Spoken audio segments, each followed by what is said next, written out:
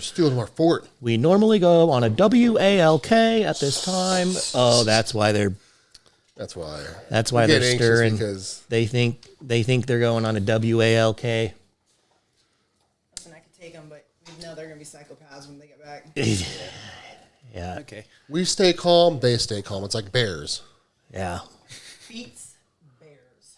Well, Barry's got a bone. It's red. He doesn't. At nighttime, it's actually more her for the WALKs. Yeah. That's her. Because she keeps a schedule. Yeah, and he gets right up in your Cheerios about it too. Yep. And then he's just kind of observing her and looking at you and listening to her make her noises, and then he looks at you, and then until you say you want to go for the WALK, then he jumps. And he's right up. Yeah. But that's definitely all her at the nighttime, which is Barry's probably thrilled because he's like, that's right, enthusiasm. Like, remember when I first moved in, you didn't want to get your fat ass off the couch, and now you want to go for walks, and I want to sleep. Doing cardio twice a day, 20 minutes. 20 minutes of HIIT. That's just HIT because there are no intervals. It's just high intensity all the time.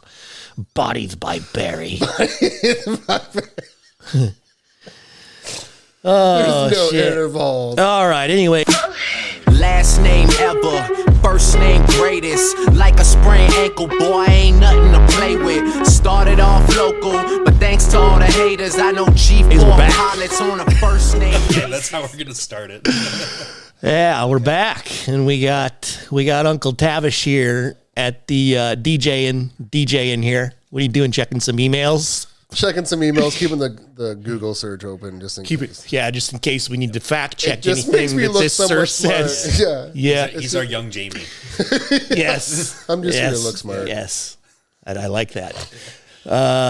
We haven't done one of these in a while, Nick. No, it's been a really long time now. Oh, Rhea, can you stop licking my knee? Thank you. Let's keep this PG. Yeah. Anyways, it's been way too long, and I wasn't sure if I was going to talk about any of this, but I guess we'll start it with that, and then we'll go into the topic of the main discussion, I guess. So maybe we kind of got away from the reason why we're doing this in the first place. When I sit back and think about the last, I mean, it's been a couple months. People probably don't. I mean, we did the one with Cameron. Yeah, a couple weeks ago, but up to that point, been released. Yeah, up to that, we hadn't done one in a couple months. I think so. I think it was about 2 months since we had one. The previous one was also interview, and the handful of them that we did previously were all interview too. Yeah. So it's been a while since it was just us. Yeah, yeah, and it's still just us plus another 305 pounds. Yes. But this is still just us because Tavish is us. Yeah, I'm not here. That's why I wore a white shirt. I blend in. That's exactly what I was saying. We're synced up. But anyways, yeah, we haven't done one because I haven't really been at a full functioning capacity, and the reason that we're doing this was just to be so we could hang out again and talk, and we got away from it. And I got away from my therapy. Maybe that's why I was having a hard time. It probably didn't help because I wasn't getting my therapy. Yeah. Did that just set off a light bulb? Yeah. I felt that. Yeah. Holy crap. God damn. No, that really makes sense. But that was but thinking back, we got away from the whole premise of why we're doing it. The reason why I haven't been doing it is because when I say I haven't been full functioning, I have stopped taking my SSRI that I had been taking, Paxil, for 20 years, which I'm finding out now on the back end of things is very, very, very hard to do, much harder than I had anticipated.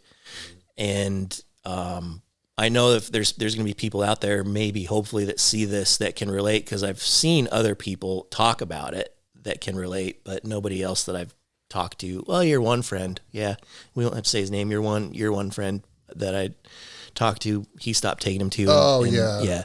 So he could relate, but the best way I can describe it is I just started, and I guess maybe I'll go back. You guys maybe can help me to keep me on the path because I'm still not honestly fully functioning, but whatever. Gotcha.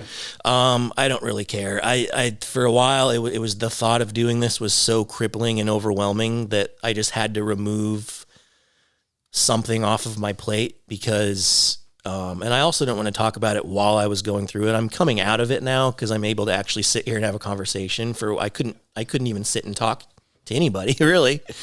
It was that hard.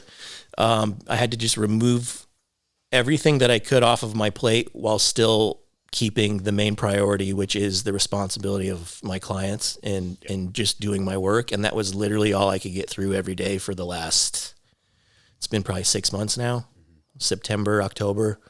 I mean, we were at the Olympia and he came with me because I have to think the best way I can describe coming off those things is massive confusion all the time. All of your thoughts are it's just chaos and chaotic up here. Nothing makes sense. Extreme like inactivity of the brain, like hypoactivity of your brain of just nothing. Like I when I make fun of people that are super dumb, I'm like, the lights are on, but nobody's home. Yeah. It's like my lights weren't even on. Like I couldn't generate thoughts, which means I couldn't generate words, which means I'd look at something and I just look at letters. I couldn't read. You just spaced it. Just space, man. Yeah. And so it would take me literally all day long to just get through my work. Yeah. And so that's why we haven't been doing things. Unfortunately it takes a really long time, 20 years on those things. I'm finding out you're not supposed to be. Yeah. And then come to find out that Paxil is one of the hardest and toughest ones to come off of. And then I also want to thank Dom Kuza and his wife, Dina. I talked to him at the Nationals about it because I'm just like, dude. And his wife is a nurse practitioner and she has experience getting people off these. So she's helped me. But a lot of people may ask like, well, why stop taking them? And I was just on, it was no reason other than I was just on such a high for a while last year. And I felt like I had everything figured out that I was like, I don't even need these anymore. And I think people that live with anxiety and depression, like real anxiety, like I had it so bad I couldn't leave my house. I couldn't do anything. Yeah. I couldn't do anything at all. And I started taking this Paxil. I got it prescribed when I was 18 years old, and I start taking that, and I'm able to wake up in the morning and not throw up and just get dressed and go to wherever I'm supposed to go and live a normal life, or go meet someone for lunch, or go hang out with my friends or whatever. And so it was a whole new life for me, and I was able to live like a normal person. And so I associated being able to live a normal life with taking this pill. And that's how I lived for 20 years. I would have to have this. If you miss it for a day or two, anybody that has taken SSRIs, you feel like you have the flu, you feel a little sick, you get really emotional, your mood is just all over the place. And so I just knew like I always had to have those on me at all times. I would never run out. And the very first thing I do when I wake up is take my pill, and then I could start my day. And I didn't realize until recently how programmed I became to that and how dependent I was upon that pill. And until I was like, well, I'm fine. I don't need this anymore. I thought it was a really powerful moment.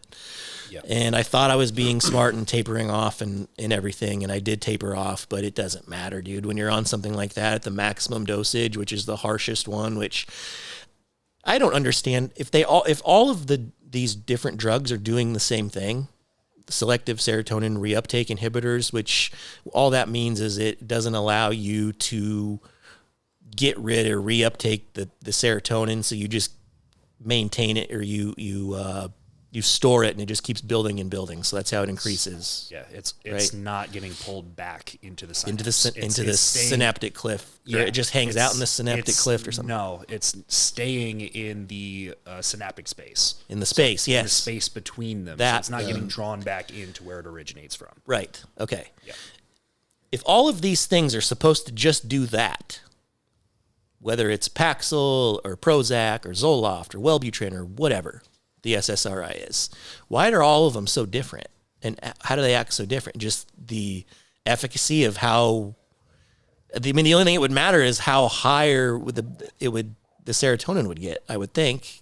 I couldn't tell you. I don't know enough about it. Yeah, well, I don't know that anybody does. I think with Yeah, that, well, I think that's kind of the point. I mean, Yeah, you're going to have something to say on that. well, the SSRIs are all made from a different synthetic. I mean, they're not the same drug. If it was the same drug, it'd be Lexapro, and then you're off-brand.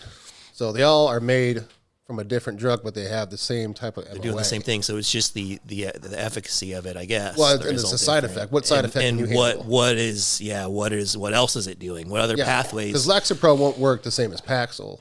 No, because I I tried other ones. Yeah, that's what I mean, though.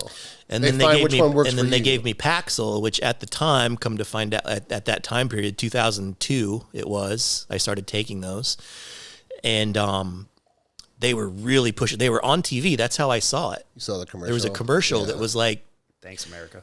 yeah, You wake up miserable. you which basically, is yeah, you wake up 95% miserable, of it America. listed off all my symptoms. Do you find it hard to do everyday activities because you're overly anxious? And I'm like, Mom, that's me. Nailed it. Yeah. And because I would throw up before, if it was anything off of my normal day, whether it be a football game, whatever. Baseball didn't do it for some reason, but on my way to college orientation, this is this famous story. I mean, I was throwing up at my dad's truck. Like, I that's why I didn't go to college. I could not go anywhere. That's how bad it was. So I tried other things, and they didn't work. And then for whatever reason, Paxil did work. That's why they have a multitude of them. Yeah, It's but what they were works for pushing. you. They were pushing that on people my age at that time. That was the point of that. It goes in phases. I feel like. Yeah, because Any that's drug. what was on TV. And then come to find out, now that this research I'm doing, people might think I'm stupid for never reading about this in the last 20 years. I didn't read about it at all. Mostly because I didn't care. Like, I don't care. I don't give a shit what this stuff does. All I know is my life before this stuff was absolutely horrific, and I couldn't live any type of a normal life at all. And then I take this, and I could at least live somewhat of a normal life. That's all I knew, and that's all I function. cared about. I was able to function. Yeah. But come to find out, the more you research these things, you start seeing it does affect other pathways, which, guess what, I learned just recently. A very, very common thing that it's correlated with arrhythmias in cardiovascular disease, Okay. specifically arrhythmias. Nice. Yeah, I don't know how, but it's directly correlated. I pulled up a study from. This is why we got that. This is why we got him, bro. Yeah, we brought our laptops over, so we look all I'm just looking at Smart. YouTube videos of puppies. smart and shit. You're just you got your puppy videos on, but there's this study. I wanted to read something to you, Nick, that was very interesting. This is from the Journal of the Tehran University Heart Center, which Tehran is the capital of Iran, right? Yeah. Cardiovascular considerations and antidepressant therapy. Up to 50% of patients with coronary artery disease suffer from depressive symptoms. Okay? So the thing with that is like, what's causing what, though? Yeah. That was You know? the hard part of that. Because You're not going to feel all that good when you have coronary artery disease or Yeah. anything similar. yeah, but what I'm saying is I think that depression can cause coronary artery disease. I think it does. Directly. I don't know. I'd have to see more on it. I don't think there's anything you could see. I'm just thinking from more of like a just human perspective. I'm saying a broken heart. If you're walking around depressed and moped all the time and you have a heavy heart, dude, that shit's real. Yeah. I mean, that's It I feel does, like and just everybody knows stress kills, right? I mean, that's I was what gonna say. depression is. It's That's what- chronic there you go. stress. That's what I was going to say. It's like, what do you consider depression? So that's kind of what I'm saying is 50% of Stress. 50% of patients have CAD suffer from depressive symptoms. So it's like that makes sense to me. Yeah. And if we consider depressive symptoms to be everything that encompasses psychological stresses over a threshold that creates physiological stressors, Yes. that over a compounding period of time ends up breaking down all of those systems that buffer you against those stressors, then eventually you'll end up with those problems that would result in cardiovascular disease. That's what I'm saying, man. Or it could be even the other end where you're That's what I'm depressed. saying. You don't So- do much when you're depressed. Okay, so You don't take care of yourself. the WHO reports ischemic heart disease is now the leading cause of death worldwide. And antidepressants, I believe, are the number one prescribed drug in our country. So, yeah, yep. I know, that's what Jamie, Would it be, or would it be like statins? it's one of those two. So Let's find out. We're going to find out shortly. I don't know. well, that's- first one's Lipitor. Well, I'm gonna have to be the advocate for the other side of that, and have to say the annoying phrase: correlation does not equal causation on that. So we'd have to see a whole lot more that would create a more. But I don't know what you could see. Like, I mean, what could you? There's nothing you can measure though for that. The only thing we could have is correlation. Right, but it would just have to be an abundance of correlations from different places with different cohorts of people, just to see that it's so tight of a correlation that it's statistically unreasonable to decide that like that. Who decides that? At what number is that? Can that be decided though? In what numbers? You know, like there is a statistical threshold that you. Oh, there can is? set. Yes, yeah, there would be, and it also kind of depends on whether or not you're a hack on this stuff, and you just decide that because it goes against whatever you fundamentally want to believe. Like, if that's a problem for you, like you won't get over the hump no matter what the statistics tell you, then it's not going to change anything. But actually, statistically speaking, there is a threshold where the correlation is so strong that if you're honest, you have to be like, okay, well, maybe there's another possibility in there, or there's a step in here that we're missing, but this correlation is so tight that there's something too close to this for you to dismiss it. yeah. So we'd have to see more on it. If you were not just bringing this up right at this moment and trying to figure it out, you may be able to make that case, but I don't know if we could do that right now. Yeah. Well, here's the other thing I thought interesting too. That the World Health Organization, I know you're a big fan of them, by 2030, depression will have the greatest burden among diseases in terms of years lost due to disability.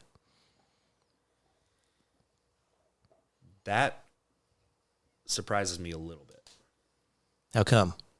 because of the rate that the obesity is going up. Wait, what was it? What did you say? That depression would be the... Leading cause of disability by 2030. So that's what I was saying before. Basically. Are you saying because if people are depressed, they're not active, they're not eating right, they're not... Or are you just saying something different? No, I'm saying it would be surprising to me that depression is the number one thing that's Over creating obesity. disability when obesity rates are going so high. I guess it would depend on how we're defining disability. Well, I think they Are would. are fat people more able than depressed people? Well, I would say so. I'd say they're both pretty the same sure. thing. I'm pretty sure what they would be. No. No, I'm saying obese people... If you're aren't fat about- and happy, you're way more productive than skinny and depressed. But I think what they would have to go with the numbers based off of who is actually claiming disability from work. Oh, to yeah. the government. I got you. To get assistance. To get that. Right. So, like, the numbers are going to have to see. be fairly clear. Yeah. It's not about whose opinion is who's going to be more able to do work. I got That's you. what we were trying to say.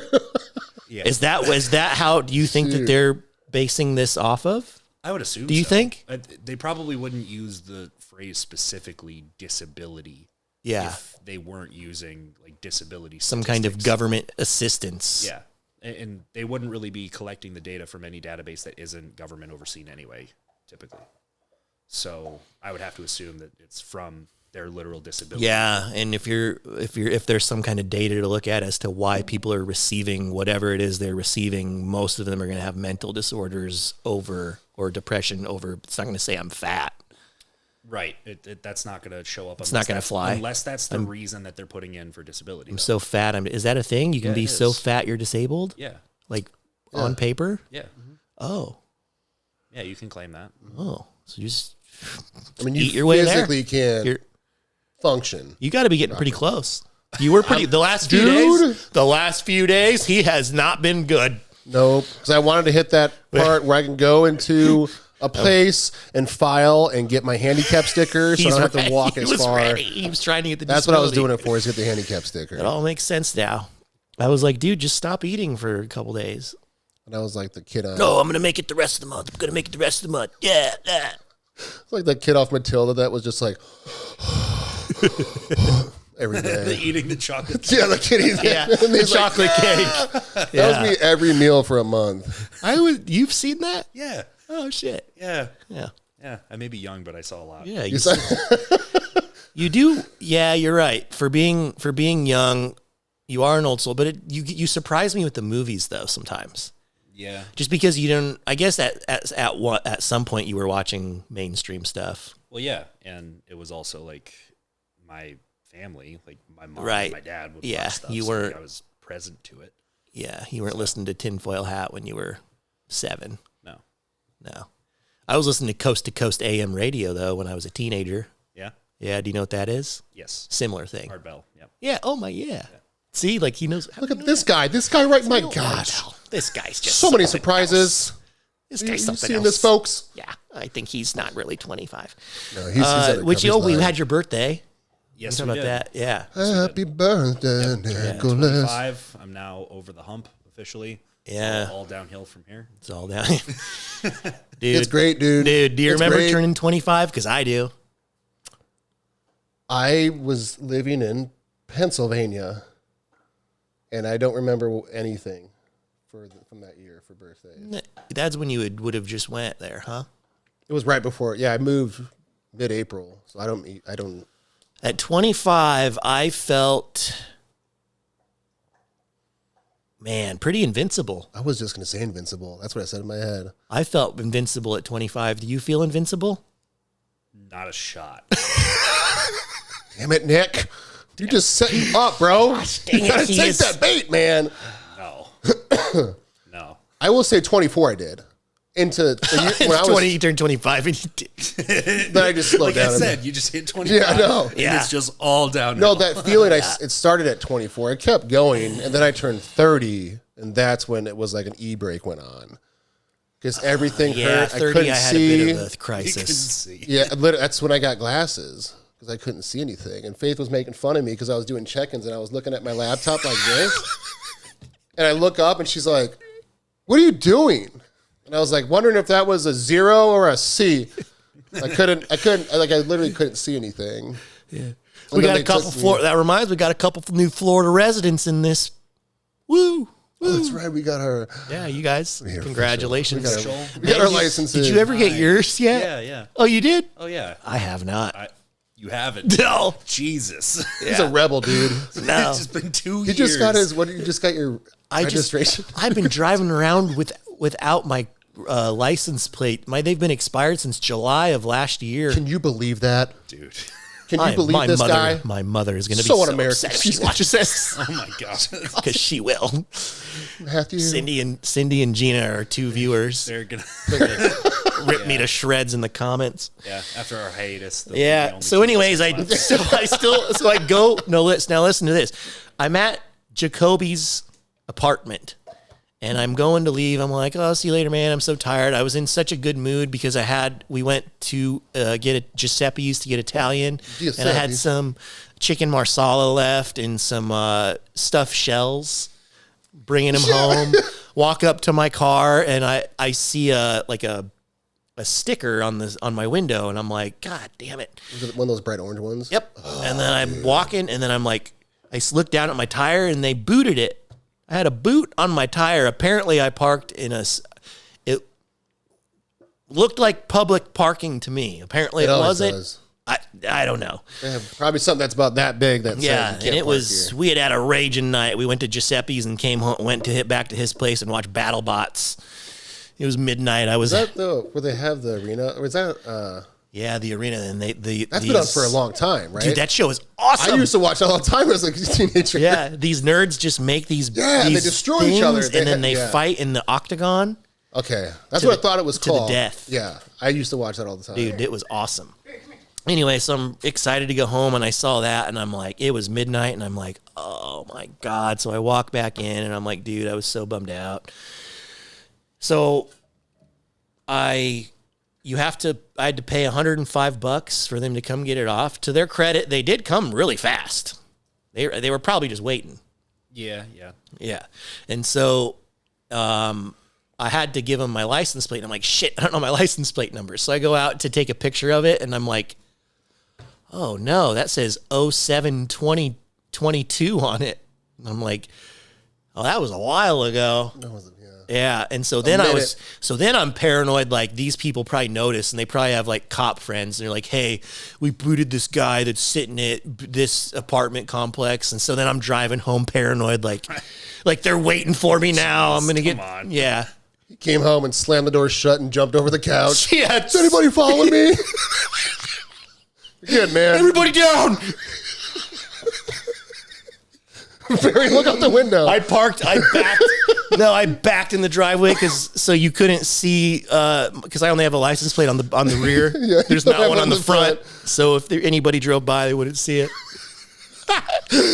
Anyways, I paid for I pay for the thing online to register finally, and then I realized it doesn't give me an address to send the things to, and I'm like, oh wait, who are they gonna send it to? Who would you think they would send it to? The address that you had previously with the plate that you registered? Yes, which was our apartment on Latha. Dude, they asked me so I thought of that, and I'm like, oh shit. So I go to the DMV. The point of the story is I go to the DMV, and I'm like, is there any way you can help me? And I finally got this nice lady. I winked at her a little bit. And then she was like, I'm just going to tell him that it got lost in the mail. And she gave them to me. Wow. Yeah. And I'm like, things are turning around for me. That never happens. Yeah. At the DMV. Yeah. And I walked out, placed that sticker on there. It was like, yes. But the point of it is I go in the DMV, and I could have got a license. Yeah. I could have. You could have fixed the whole problem. Yeah. Just knocked it all out at once. And she even asked if I wanted to. And I said no. I don't know why. We just don't want things too easy for you. We got to make them a little bit complicated. Why? I don't know. Why did you do that? I don't know. Nick is so upset. I don't know. Why? Because the kind of event that's going to have to happen for him to go to the DMV again. It won't be a boot. It's going to be something worse. It's going to be something more catastrophic than a boot. Anyways. So anyways, that's what's been going on with me. I didn't talk about it at the time because we didn't do a podcast. Yeah. And, I didn't talk about it on social media or anything. You guys all knew what was going on. Yeah. I didn't hear anything about the boot, though. The people close going on. Yeah, that's Simon Place. You got to be there for that one. Knew what was going on. I just don't, when you're going through a hard time, you don't want to be the person that's just always airing out your shit when you're going through it. Like nobody, and I don't want any pity, and I didn't want people to be messaging me, and you don't want people to worry about you. Cause it's like, I totally get that that's just one of the laws of life. There's ebbs and flows, there's ups and downs. And I was just in a down, and I've been through enough of those that I know it's going to end at some point. So it's like, why are you going to talk about it? I'll talk about it now because I just think that maybe there's people that understand. The point of that was, I guess, that I'm getting to of sharing that was, one, just to give people an update, and that's the whole point of us doing this, just talking like friends. And I needed to vent to you for a minute. But secondly, if you're thinking about getting on SSRIs, which do you want to talk about? I know you've thought about it, but you've chose to never do it. Yeah. And is this why? Because you did your research and I did not? Partially. Because I never jumped on it. I have taken my time to try and ask as many people as I know that do use them, what has their experience been? Because I deal with my own stuff. Yeah, it's not easy. We all do, yeah. Yeah, so I've asked around with the people that I do know that do use them, and then what's it been like for them when they're on it, when they're off it, if they've tried to come all the way off of it, and what the process like that has been. And as of right now, knowing that there's no known explainable, repeatable mechanism of action that we can point to say this is exactly how these work, that is too intimidating for me. for me to decide that I want to introduce that, for especially like with all the other stuff that we put into us that we already have that risk with, but has like a specific benefit to us that we know. It's like anabolics and all the PEDs and everything that we use. It's like we already know that there's a risk involved with that. We already know that they're going to be neurodegenerative to a degree, but we make the decisions on what we use with them and how we dose them and how we stack them and all that to try and make sure that we can do what we can with the information we already have to minimize the risk. Yeah. Because we at least have an idea of the mechanism of action and which ones are going to do what. Yep. We don't know that with SSRIs, really. We now know after all this time that, like, what you were on was, like, the worst possible option. We know stuff like that, but other than that, we don't know how severe, like, the damages or the collaterals are to them. Yeah. I don't want to. We're starting to, my age of people now is the first, group that's been on that type of stuff this long. So we're just now hearing stories like that. Jordan Peterson's daughter, Michaela, talks about it a lot. I found this other girl, her friend, that talks about it a lot. So we're finding these things out, but we're also finding out that, that they're not even maybe effective. Mm-hmm. Yeah, that a placebo. They're not anymore. They're not even any more effective than a placebo. That's what the data is showing. Yeah, and so it's like, why would you? Yeah. Now you're hearing my story. It's like coming off of them is a nightmare, dude. I believe it. It is a nightmare. I felt like I'm going fucking crazy.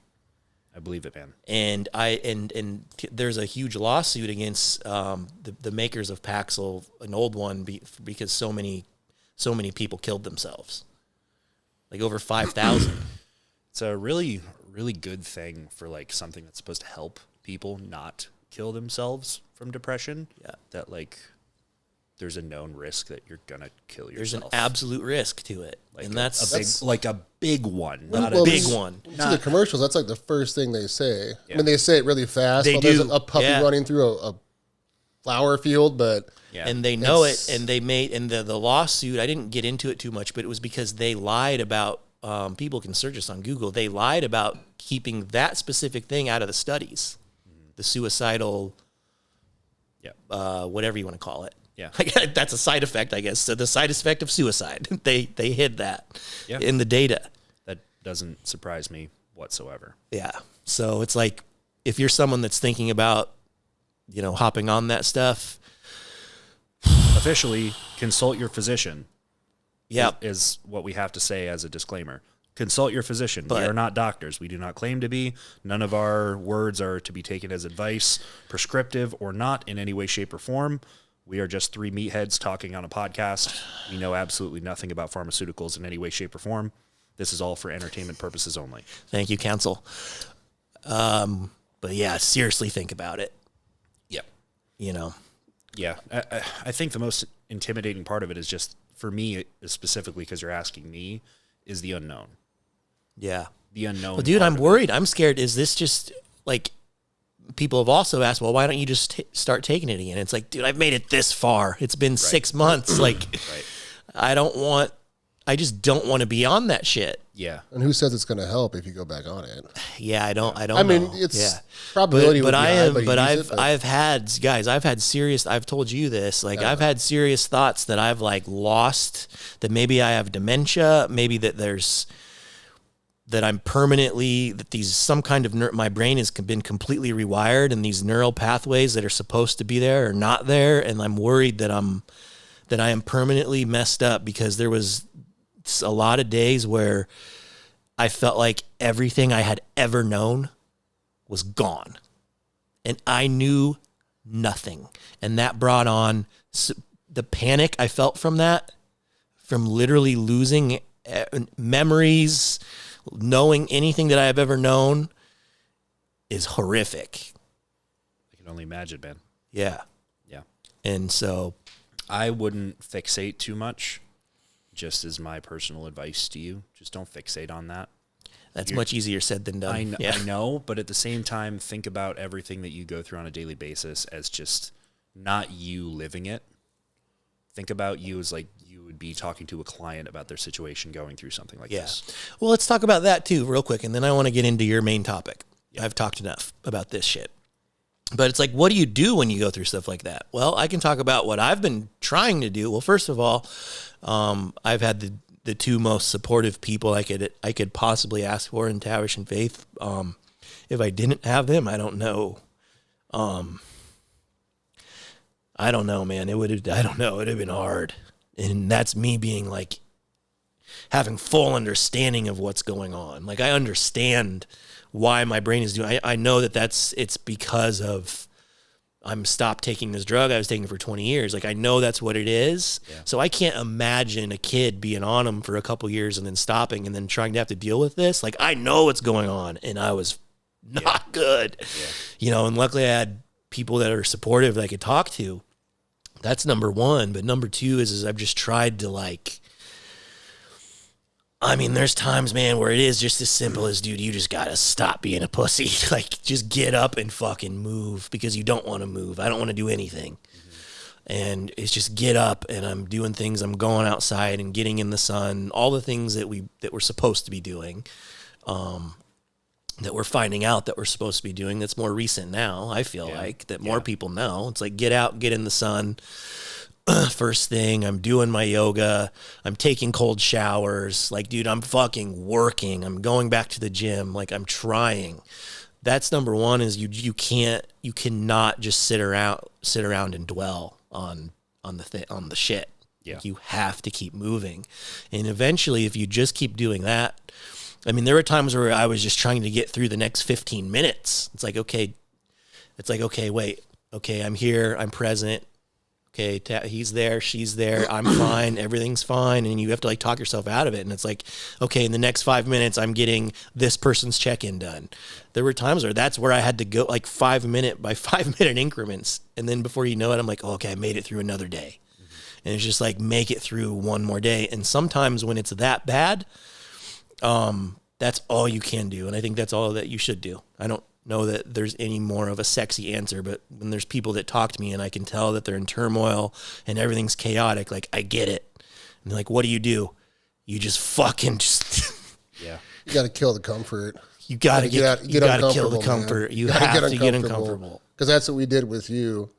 And Faith was pretty, I mean, she managed this thing well. We're getting up at 7:30 or 8, whatever. We're going to, you're just going to do something. You just, like you said, you just start moving. But maintaining that is what helped you a lot. Because I remember days where you would be doing check-ins, like you just said, 5 minutes by 5 minutes. But then something would come up that came out of left field, and that would be it. Oh, the days. Your whole day would be it. Yeah. There would be no eating, no lifting, no. Right. There's days where we had to make sure you drink water because you weren't thinking about it. I mean, you were just I so had to completely remove everything. Yeah, it was crazy. Yeah. Dude.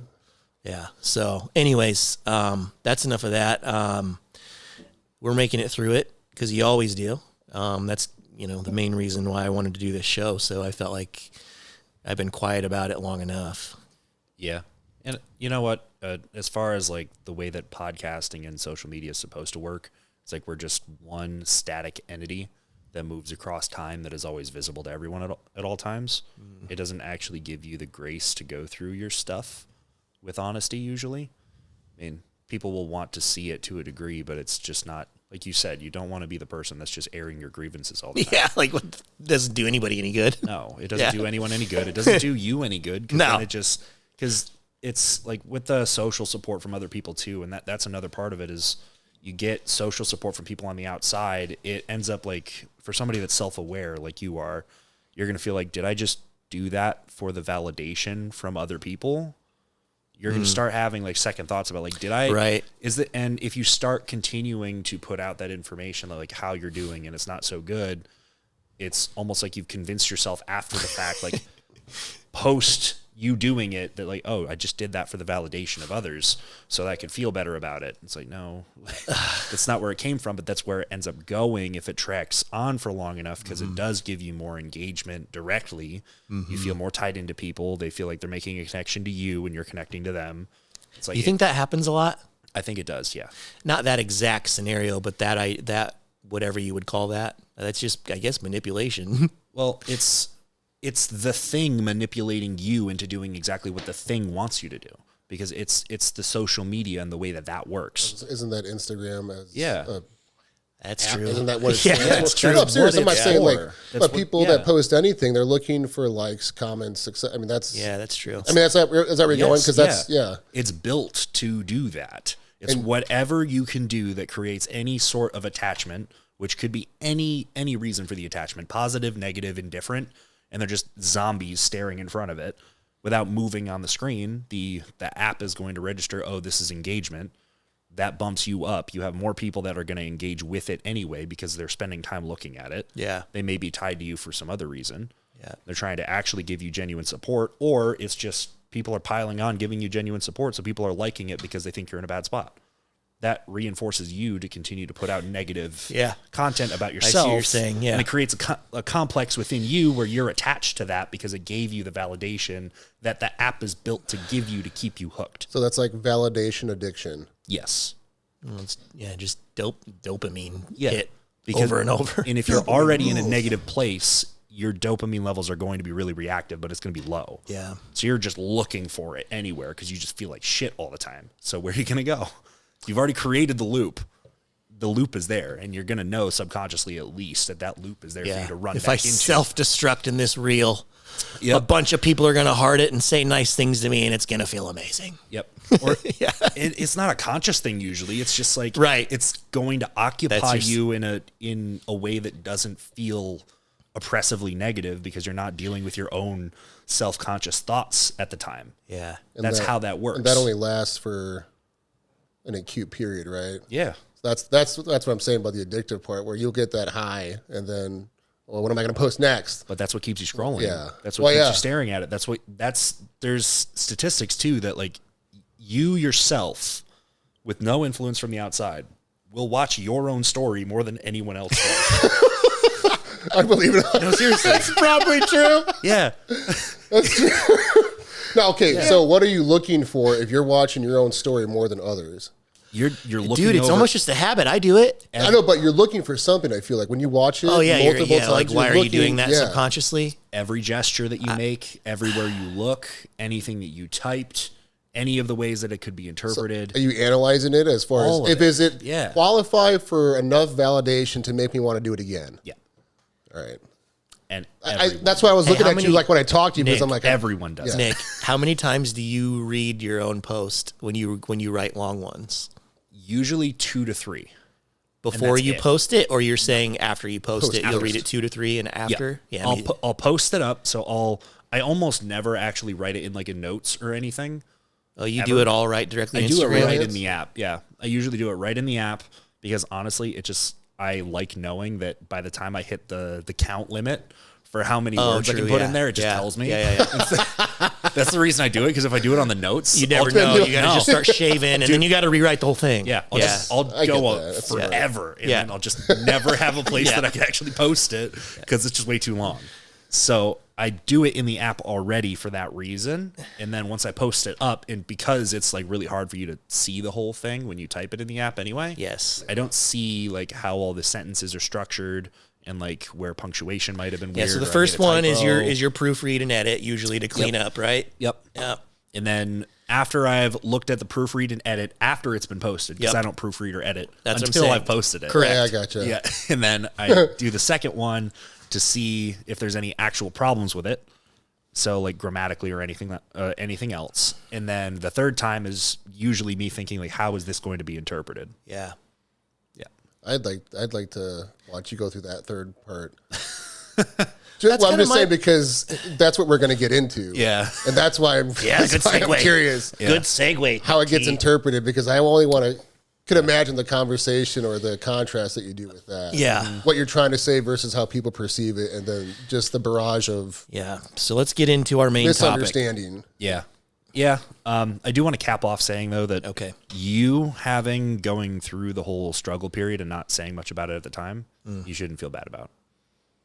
Or not being on the podcast or available to do so, you shouldn't feel bad about. That was my whole point of saying all that, is because you made the choice consciously not to do that because you knew you weren't in the best place to perform in the way that you would like to, just for you as a person. You didn't feel like you could present for the rest of us in the room. And none of us wanted to make you feel like you were carrying it on your own.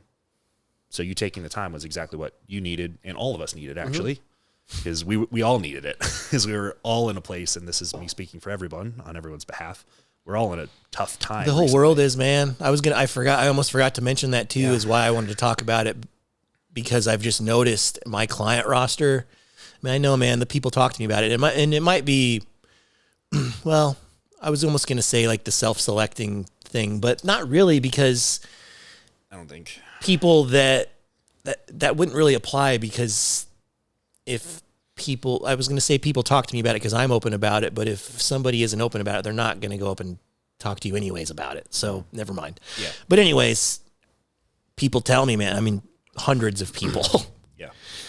you know, people are having a hard time right now. And there's a fair bit of my own roster that says the same. Yeah. So, and then even with the post that, because I haven't posted almost anything on social media in a long time, like the last timeline post, I could check it right now. I don't really want to. The last timeline post I put up was like in the second week of January. Do you want to say why? There's a lot of reasons why. I mean, the biggest, and we're going to talk about the reason why, because that's really the topic that we're going to get into. That's why I asked. Yeah. Yeah, because honestly, in that last post that I put up was depending on what the last post actually was, either way, one of the last two was talking about just why are we all in such a negative place on the app or in just the entire industry at the time. Like I remember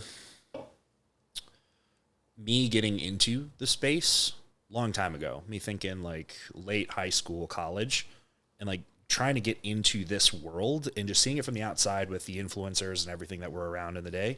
And Is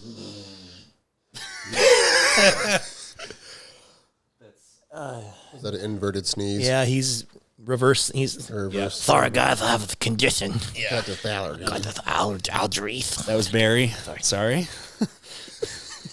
So when you say getting into this space, do you mean Instagram or what? What are you Fitness or coaching? The Coaching. fitness world in general, like trying to find my way. Because when you're not actually starting in it, like you guys were in it before it was like what it is now. Yeah. Oh yeah. You were the original days trying to figure out like, how are we going to bring a community together? It wasn't like you were walking into one that's made and then trying to go like, who's full of shit? Who actually is like credible enough for me to hear a little bit of? Yeah. Like what community can I find my way over to? Mm-hmm. Like you guys were already in the start of it. So you already knew. There was only one community. Yeah. There weren't different. Yeah. Yeah. No. It was. Yeah. So you just Well, it's like a mafia fraternity, whatever you want to call it. It was just, you were in it. Like when you got to a certain point. Yeah, you we were already in it. just knew. Everybody just knew. Everything was sorted without having to have a actually- discussion, debate, or conversation about it. It was natural. That's so, wow. Yeah. Yeah. Yeah. But that's not, Not how it is now. And No, that's not how it is now. And that's not how it was a couple years ago. when you were getting into it, that's what you're saying. I couldn't imagine. So now you got me thinking about, that would have been, what's that like? What would That's what that I have mean, been like like? the segregation Like we got of- into it and we just knew who to listen to. Well, I mean, we had, Muscle Mayhem and a couple other forums, but Get Big. it wasn't, but it wasn't anything like it is now where you have access to all these pictures, videos, and information, whether it's legitimate or not. But even before that, like how quickly it grew. And do you think that was because of they made more classes for more people, or is it just Instagram in general Maybe. that bred this generation of we fit into certain criteria, therefore we're going to be part of certain groups, and then people have to find their way into one based on X, Y, or Z? I think it's kind of just the way the entire structure of a normal community works in the first place. Because that's what I'm at, like how you saw that there were different groups and how to navigate your way. Yeah. So like me walking into it, the first thing that I was doing was I looked towards like people that seemed hardcore was the first thing that I did, because that's what I attached to. Mm-hmm. Like my training style and the way that I was mentally, it was like, I'm going to do this the most intense way that I possibly can, because it's guaranteed to do the most. So that's what I'm going to do. So I followed people like that were down that way. It was like people like the 5% mafia type people. Like, Gotcha. Yeah. but that honestly, it brought me to a pretty decent place where I had a decent idea of the lay of the land, at least, and that gave me opportunities to go and see other people, and it brought me into the community at large to at least see who was there. And that was also during the time that like YouTube was going. So like people in the very beginning of YouTube for fitness, there was not a ton that was going on there. No. There were only a handful of names that were really doing stuff there, so it was pretty easy to find who was there then. Now is not the case. Ooh, did you watch Jeff Cavalier? No, actually, No. because I watched his stuff and he annoyed me so much. But that wasn't with me knowing really anything by then. It was just I was watching it and I was like, I don't like this guy. I just don't like. This isn't me. Yeah. Yeah. I just don't like. I don't like him. So Yep. I'm like, I'm not And going that's to all it spend my is time. usually. Yeah, Yeah. I'm not going to spend my time watching it because I just don't like him because it doesn't That present. was probably one of the main ones, though, right? Yeah, he was one of the main ones at the time. I actually I watched a lot of Jerry Ward. Oh, You know who yeah. he Yeah. was? Of course. And he's unfortunately I know, passed yeah. earlier That's this year. right. Yeah, Jerry. Yeah, Yeah, so R.I.P. to Jerry. He was a good guy. I liked his stuff. When I he was liked around. Jerry. Yeah. So there was a handful of people that were kind of like tangentially related to him. And actually, I wanted to bring up, and not specifically to call on a guy or anything, but I watched people like Louis Marco back in the day too, because it was I directly, forgot about Louis Marco. Yeah, Wow. Yeah, because he was directly commenting on bodybuilding. Yeah. Like the shows. And I wanted to like see and learn like what I forgot. Dang. yeah, like what the opinions were on the physiques that were going on and like what the news was in bodybuilding. And that was the best place I knew to go. So that was like another place that I would go. And then there was, We hated, but all the bodybuilders hated him. I figured as much. Yeah. So it didn't take very long of me watching him to get annoyed with him anyway. So like, that moved me away from that anyway. But that's kind of my point here with saying that is that going into the community, you guys didn't understand it, is that you were already there. But walking into it, it is really confusing to figure out where anything is anymore. Yeah. And you can kind of like, there's a cop out now too that like, well, you can just Google it. You can figure something out. It's like, no, you can't. you cannot. That's not how No, it you works. can't. That's What not do you how it Google? works. Yeah, and then if you do get an answer off of Google, like, do you just take that answer for what it is, or do you? Because there's always some conflicting evidence somewhere, 100%. Yeah. and everyone That's- knows that. So, But you won't see this There's generation so interrogate much- that up front. They'll just take it and be like, okay, that's it. but even then, though, it's like I don't even think that's the case because like the people that are more into the fitness world seem to be at the minimum like a little bit more questioning overall of things. Like- So like As in today. Mm-hmm. Okay. yeah. So like I think that's also part of the reason why like you guys would both notice at this point is that when you post anything that has anything like even remotely intellectual at all about bodybuilding, you'll have like 15 to 24-year-old people like is the entirety of your DMs.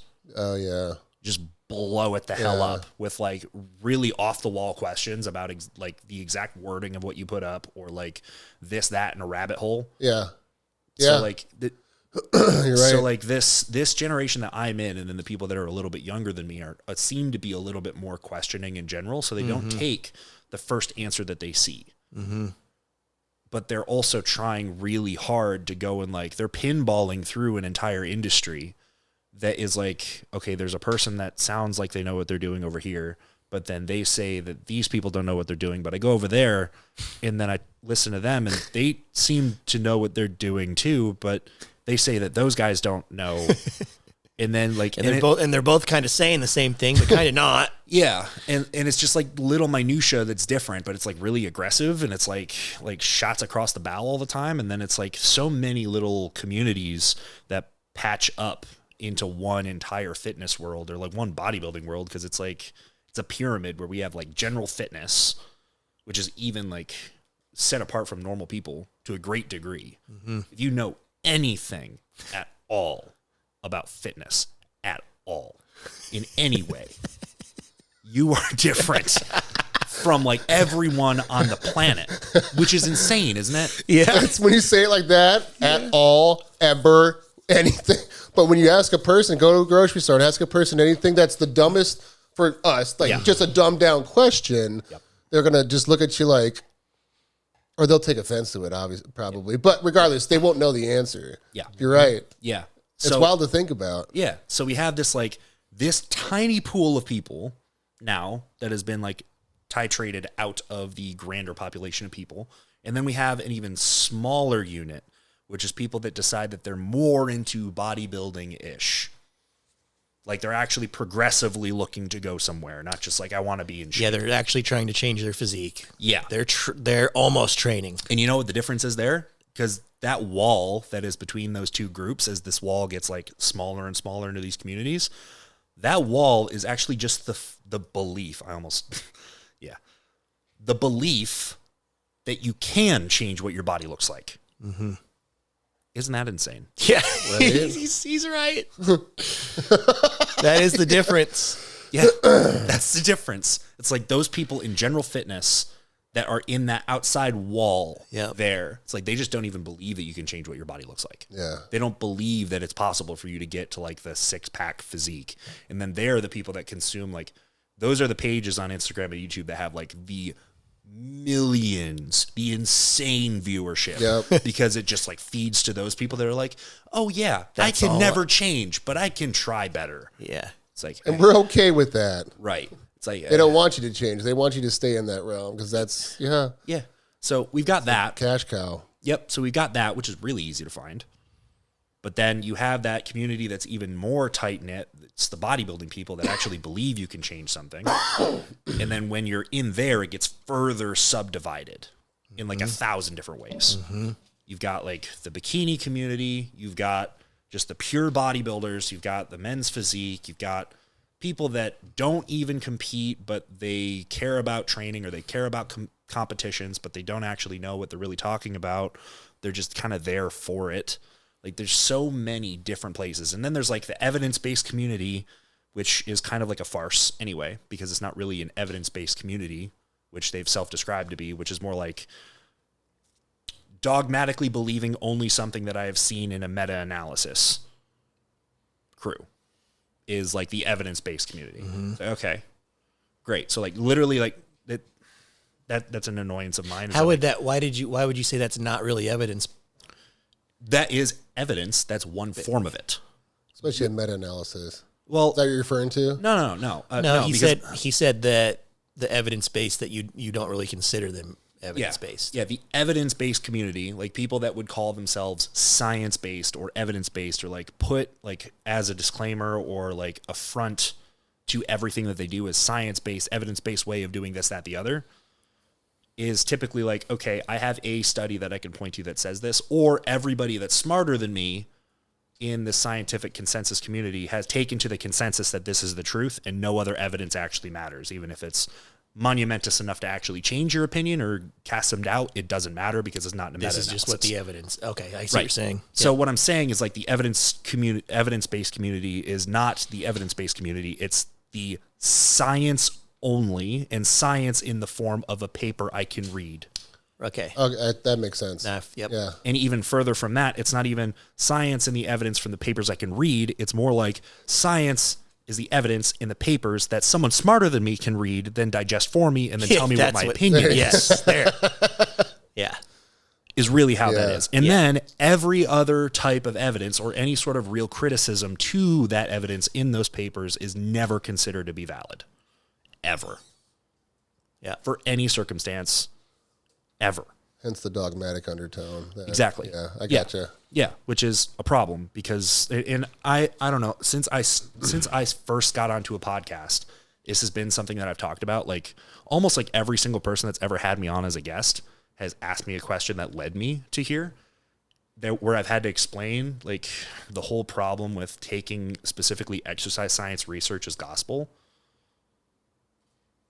So I don't know if I have to go through it fully here, but in short form, if we're taking generalizations that we're going to use on people that are like us sitting at this table, or people that want to get there, we don't have any sort of evidence of any papers that follow people that are like us, that have done it for as long as they have to get to the end point that we're trying to get to. Those aren't the people that you're studying. Those people won't let you study them. They won't let somebody with a, with a pencil and a clipboard tell them what they're going to do for the next year. Like, That's right. Well, because really, like, what we're looking at is like we already know that what we're going to be studying in these specific studies to figure out what we can apply to have changes made to the physique or your strength, either or, in a way that we can actually quantify in a true way that is replicatable. We don't have people doing things in their protocols that would actually approximate to anything that we know will work in somebody that's like us, because those people that we're using are not us categorically. You have study structures that are using undergraduate students, like literally, I think I would say 9 out of 10 or better of all exercise science studies are using undergrads. We talked about this the first time we went to that show, and it blew my mind. Yeah. With what you were talking about. Yeah. Because this is all coming back now. Yeah. So 9 times out of 10, and I would probably say it's even higher than that, is exercise science studies are going to be using undergrads, or they're going to be using people that are like the elderly in homes or something that you can actually use them for something. Yep. Okay. So like they're part of it as well that you could use, because we have like cardiac rehab research and stuff like that that is pretty much just like physical therapy working with people with heart complications. Like we can use that data as well, because that applies in a normal muscular physiology type way that we would use for training.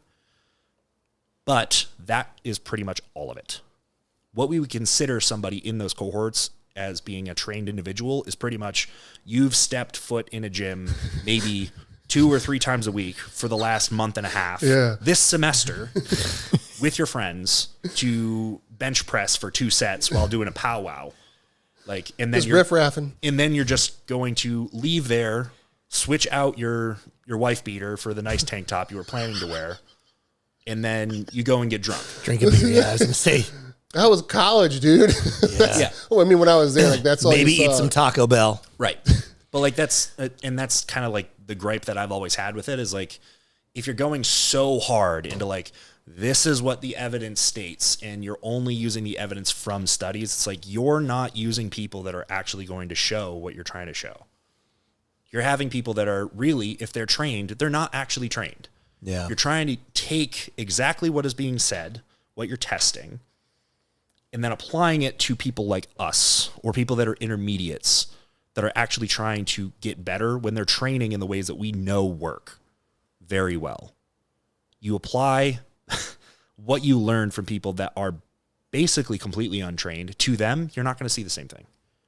You have somebody that is completely untrained and then use the same data on people that have been training consistently and doing it the way we have for that long, you're also not going to see the same thing. You do it with elderly people with complications or extremely obese people with complications, and you expect to see the same things play out in people that have none of those characteristics at the same time. That's not how it works. That's not how human bodies work. I think we got to that conversation because we were talking about muscle tech. Yeah. And the University of Florida or what were they doing? Where was it at? What was this with Ben? I think it was, but it was just some exaggerated claim about. Oh yeah, yeah. They did a single set of leg extensions and increased their muscle size or strength by 140%. Ben, you're talking about Ben. Giannis. No, there was something else. Never mind. Yeah, never mind. Never mind. So that's one part of it, is that I have problems with the evidence-based thing, is that the studies just become gospel, and it's not applied with the people that you would actually want to see it be done in. Yeah. So it doesn't really carry that kind of weight. Doesn't even matter, essentially. Well, it still matters because we're testing like the mechanisms of action that we understand, that we can replicate. Then we put some sort of a methodology together that's going to theoretically have that same thing happen to a group of people. And then we can try and scale like what the interventions are or what the cohort of people looks like to approximate it closer to what we would expect it to be for somebody of our population, to try and get data that's workable, but it's never 100%.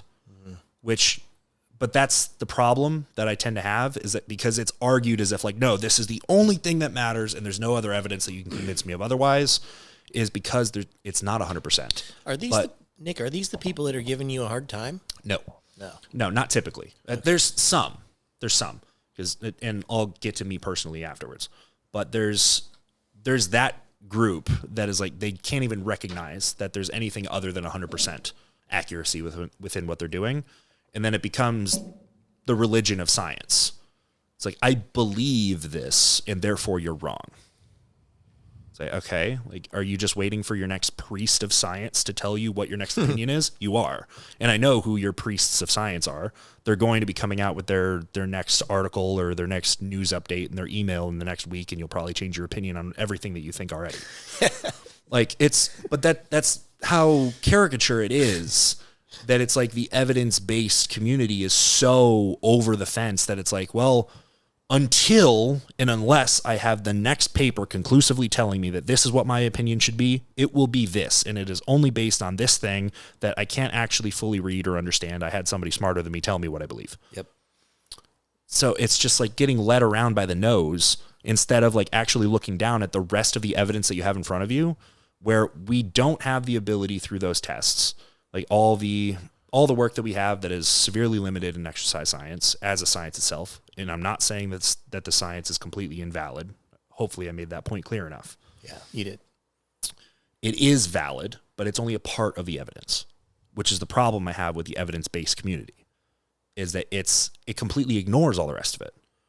We have direct things that you could point out, and I'll make this point, is that there's a lot of people that are really good at exercise science that understand it to a level way beyond and can read studies with accuracy and look at statistical analyses and decide that, okay, this statistical analysis shouldn't have been done for this mathematically because it gives you the wrong answer. Like, there's people at that level that are far beyond me. Is there that much research in exercise? Is there? I've never looked at any. Yeah, there is. Have you? Besides the muscle tech ads, I don't look at any. Never seen actual studies on anything related to exercise. I don't look. Yes, I've never looked at not, any. I mean, it was just some. Maybe headlines. Well, it was studies, but it was just like you're just talking about. They just took 10 average males and did like HIT work and looked at VO2 capacity. Like, it wasn't. You read a paragraph and you're like, okay, this is just. Because I think this was years ago when I was trying to look for stuff on the demographic that you're referring to that they don't do studies on. Right. And that never, now that I looked, under every stone, it just doesn't exist. It's just, when you read through it, if you know what you're looking at, it's just BS. Yeah, a lot of it. A lot of it. Not all of it. So yeah, I'm just saying, like, it just, you can't take anything from it as a bodybuilder at this level. That's what I'm trying to say. That's the real. You can't take anything. That's the real statement. You can't generalize it over to real bodybuilders. There you go. Yeah. Or it would always be stuff I would just see headlines of studies show low carb diet is effective for fat loss. It's like, okay, no shit. Like, yeah, we've known that forever. Like, that's what I know what you're talking stuff about like now. it's the most basic stuff. So I was just always kind of like, but to your point is the research that I would have been interested in and wanted to look at didn't exist. Right. So that's what we're seeing. Right. And if I carry that example to its end, with the studies that we have it and the people that it's being done on, like the trained or untrained individuals that are in college, you have to build your methodologies based off of like how long you can actually directly keep an eye on them. So you have like 16 weeks maybe that you could do anything with them. Yeah. And as bodybuilding coaches for this long, can you really generalize a ton about how everything is going to go broadly by just 16 weeks of what you do with them? Barely enough time for a prep. Right. Like you can do some things for sure, but are you going to be able to like crack the code in 16 weeks? Are you going to get anywhere close? No. Are you going to be able to figure out like, how am I going to take this generally untrained or somebody we consider trained, but we really know what that means? Yeah. Take them and then use these principles that we used in this methodology for this study to bring them to be the largest human that they possibly could be. Never been done. Is it possible to do? No. Yet we look at that evidence with those really short stint of time to then decide that like, oh, okay, well, we know the mechanism. This is how we'd apply it with somebody of this cohort. So that is going to be another drop in the bucket for the statistical analyses that will go into the meta-analysis that comes up with the direct conclusion that, oh, this is exactly what has to happen for this to go. It's like, it's a good direction. It tells you that there's something there. It's telling you that this is the direction the evidence all points you to. These are mechanisms that we're utilizing, and it's bringing us closer to that. It's giving us a result. But is it going to tell you, like, you're looking at taking an intake form from a client and you're trying to set up what they're doing? Is that the statements through meta-analysis going to tell you exactly what they have to do? Why do they need you? Yeah. Why do they need you? Yeah. Yeah. it tells you almost nothing other than the general direction that we already know things are going to go. Right. Which is also and this is my personal point where you're trying to goad me into it. Like, Yes. Yeah. The people that give me a hard time, like I sit on the fence between two different communities, and there's like 3 different conversations that never had their endpoint within here in this monologue. But within this community that is within so many of these other communities subdivided, I sit in this world personally where I, by you guys saying it, not me, have done enough that I can get respect from people on multiple sides. So I can talk the science. I get respect from the people in the scientific community that are in this for the most part. There's always going to be people that don't like me, especially for talking shit on research, because there's always going to be people that don't like everybody. Yeah, it's talking shit on the gospel. Yeah. You're not allowed to do that. Yeah. So within this community, there's the evidence-based people that I say a lot of things that they say, because a lot of the stuff they say is right. But there's a lot of stuff that they say that is not right. And then I argue that. And then there's people with like the totally bro science, like the way it was done in like the way back is the best way to do it, and there's no argument against it. It's like for some things and the general thrust of what they do, I agree with them. It's like you don't need to just completely throw everything away that we know has worked for all of that time because you think that there's some better way that you've just like popped right out of your brain and like this is what it is. Yep. It's like I agree with both of them a lot of the time, which would seem like contradictions directly. But I don't feel like they are, because of the fact that like both of them are just getting really angry at each other for no reason. It's like they're almost like displacing each other. It's like they have to fight for their supremacy to like, we are the ones to be listened to. And that also ties back into how it is somebody trying to get into this community, figuring out who to listen to. It's now becoming a game of like trying to figure out what personality you like better rather than what ideology you like better. And it's not, and the ideology is tied to the characters that are talking it rather than like what is the truth in their statements, because there's no way to distinguish it anymore. There's no way. Because there's, as far as someone that's coming into it. Yeah. I agree. Well, even then, like, because there's gatekeepers on all of it. There's the people that are like the forums were where all the knowledge was. And after that, there's nothing. It's like, okay, like go to the forums. You're going to have a lot of like unanswered questions. Yeah. You could go into all of them. You're going to have unanswered questions, of which we've gained some answers to in the decades after it lost its relevance. Okay. Now, if you just go from the other side and you don't go into any of that, but then you go into all the new stuff, then you're going to be really confused because there's a million talking heads saying things that maybe 5 out of 10 times they're right. And it's true.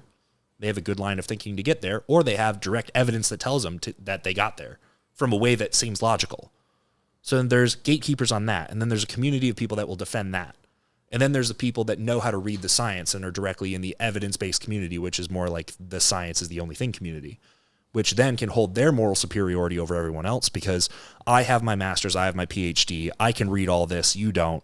Like, this is the only thing that matters because I can prove this with a statistical analysis that everything you say is wrong. It's like, okay, no, because you can't actually quantify and qualify all the things that are coming in as evidence to make your claims, which was my whole point about the evidence-based community.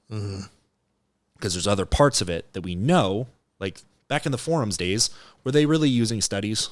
No. Maybe a few. I mean, very, very, very, very, we're talking minutia, and I think that was just on a specific person's forum that I read. Yeah. So like, that's it. But they were studies that were so far-fetched. If you read them now, I'm laughing just thinking about it because it had really no relevance to what he was trying to preach. Right. So it's like way back in the day, you could look at that and like be like, this is the research that we're using. Like you'd be clowned on if you were like the evidence-based person back then, talking about like, well, this is the studies that we're using and this is conclusive. It's like, dude, like, and we have all of these other people that are doing all this stuff differently and it's working. What do you have to say to that? Like, well, this is the only way. Come on. GetBig.com, that person would be, dude, that place was ruthless. They were not nice. You think social media is bad. You can't even it doesn't even let you comment anything mean anymore. No, back then, if you said the one wrong my thing, God, it was no holds barred. You would get dozens of backlash. slaughtered. I never posted. I would just read. Do you want to know? never You want to know posted. what my name was on there? Dude, I talked a lot of shit. Up the dosage. Jeez. A lot of hurt feelings that watch this. They're gonna be like, that was you. That guy. Yeah. Fuck that guy. Yeah. I fucking hated that guy. Oh man. Anyways. Yep. So, like, my point is, if you were to go into any of those realms and try to go into any of these sub-communities, each one of them has a good point. And then they're all completely blind to the way that anyone else thinks. But at one point in time, they were likely on the same side of the fence, but now for whatever reason, they're arguing, which makes no sense to me. Yeah. Well, that's how everything Maybe is. It's how everything is. But we talked about it on the podcast with Cam that hasn't been released yet because I wanted to talk about this before that got released because I was going to look like an idiot if I put that out first. Is that we've got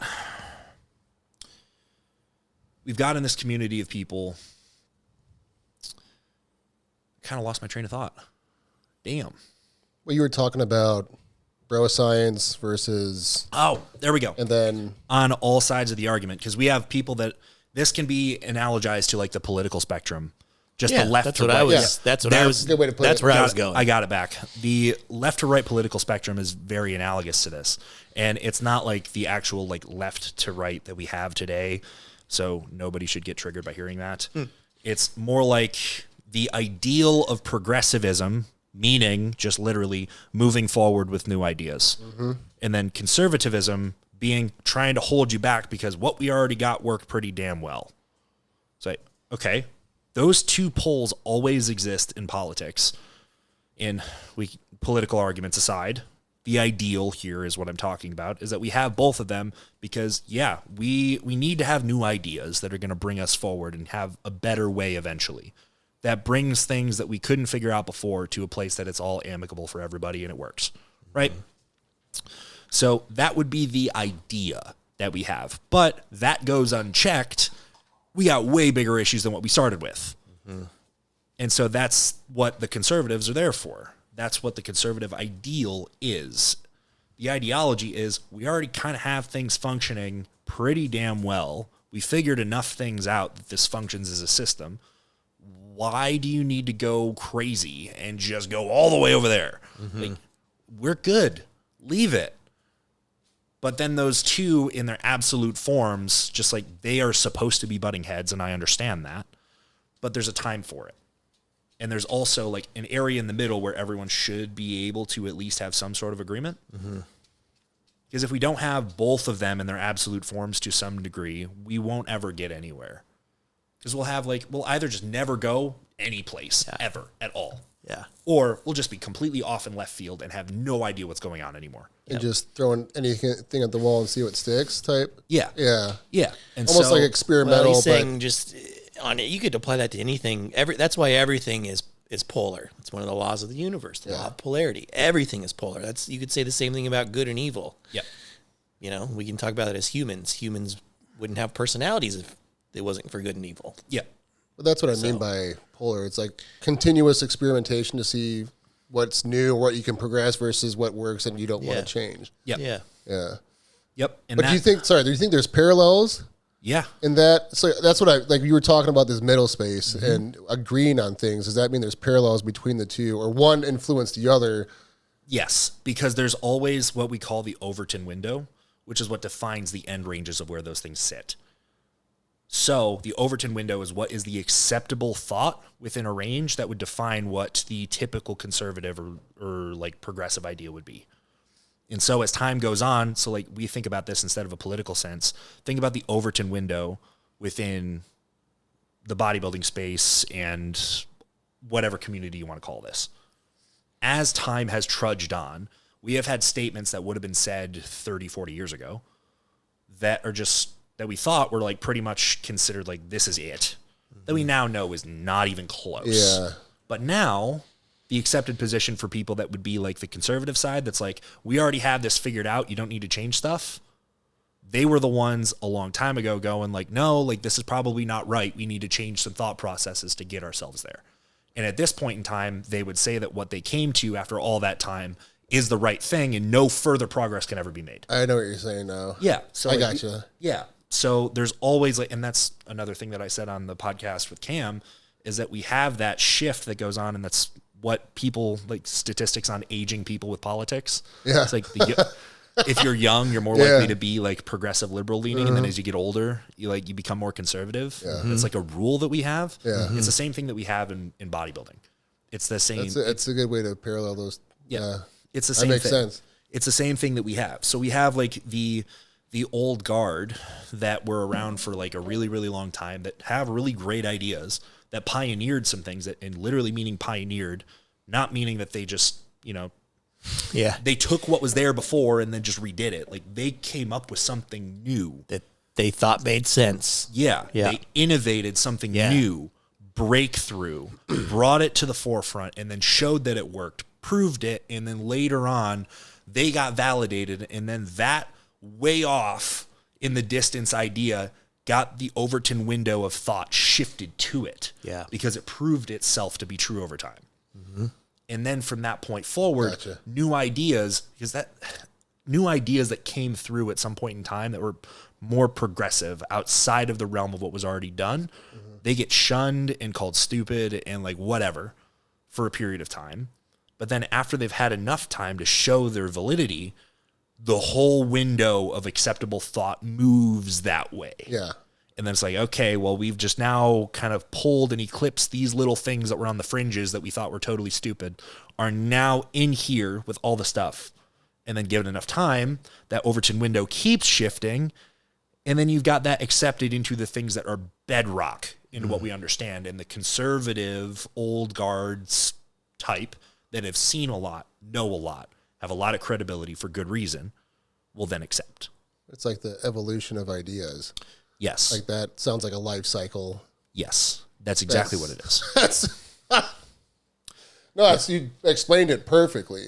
Yeah. Like I would never have thought of that, but now thinking since we're old as 2 days of dirt, like it's thinking about stuff back then that we were so dogmatic about because there was nothing else there. Yep.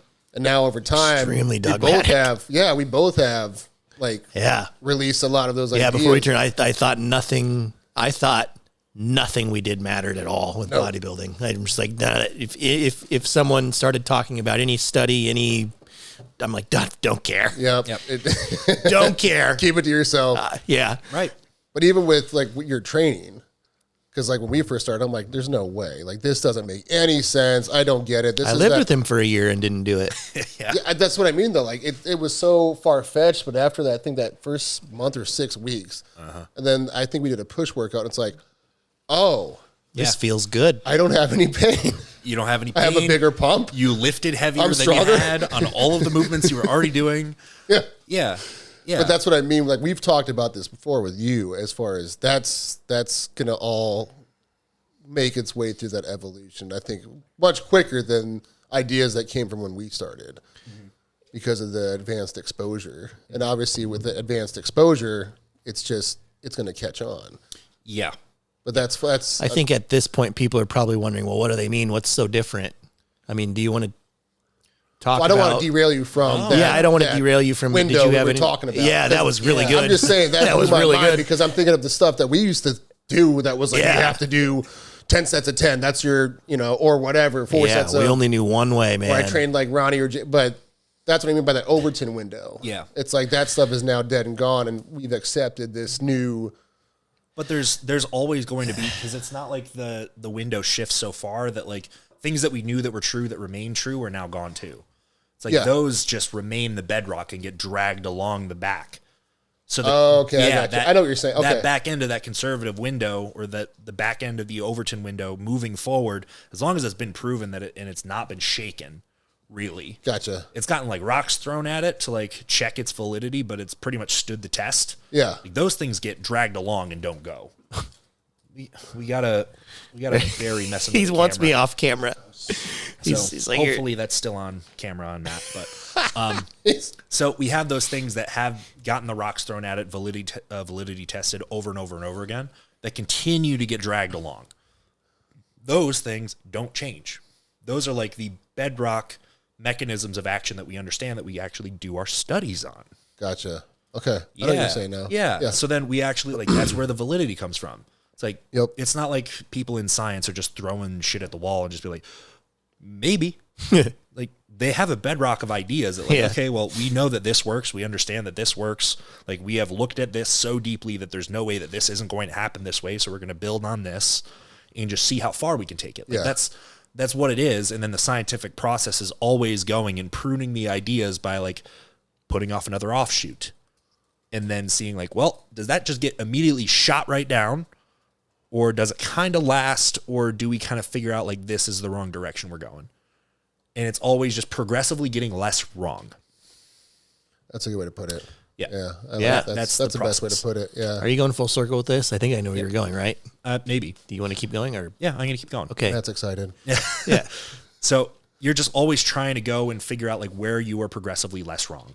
So, like, the people on the evidence-based community side need to have some sort of humility around their science base, because science is ever-changing, always. There's bedrocks to it that are going to continue to be the bedrocks that continue to give us those offshoots that let us know different things. But in every single step along the way, we're going to have missteps. We might not know about those missteps for a while, but then we look back on them and be like, oh, well, we kind of got this wrong because we figured out this thing. Like, okay, well, that kind of changes some things, but now we know. Mm-hmm. So, like, that happens all the time. And then for the other side of things, we need to have the dogmatism from the old guard kind of be met with some humility as well, because of the fact that, like, they had to be pioneers at one point in time too. And they figured out some things that, like, using the information that wasn't common at the time, they pioneered something that no one had really thought of or put to practice before, created a system, built it out well enough and comprehensively enough that it created something for other people to test and then give to a ginormous number of people to go and see how well it worked.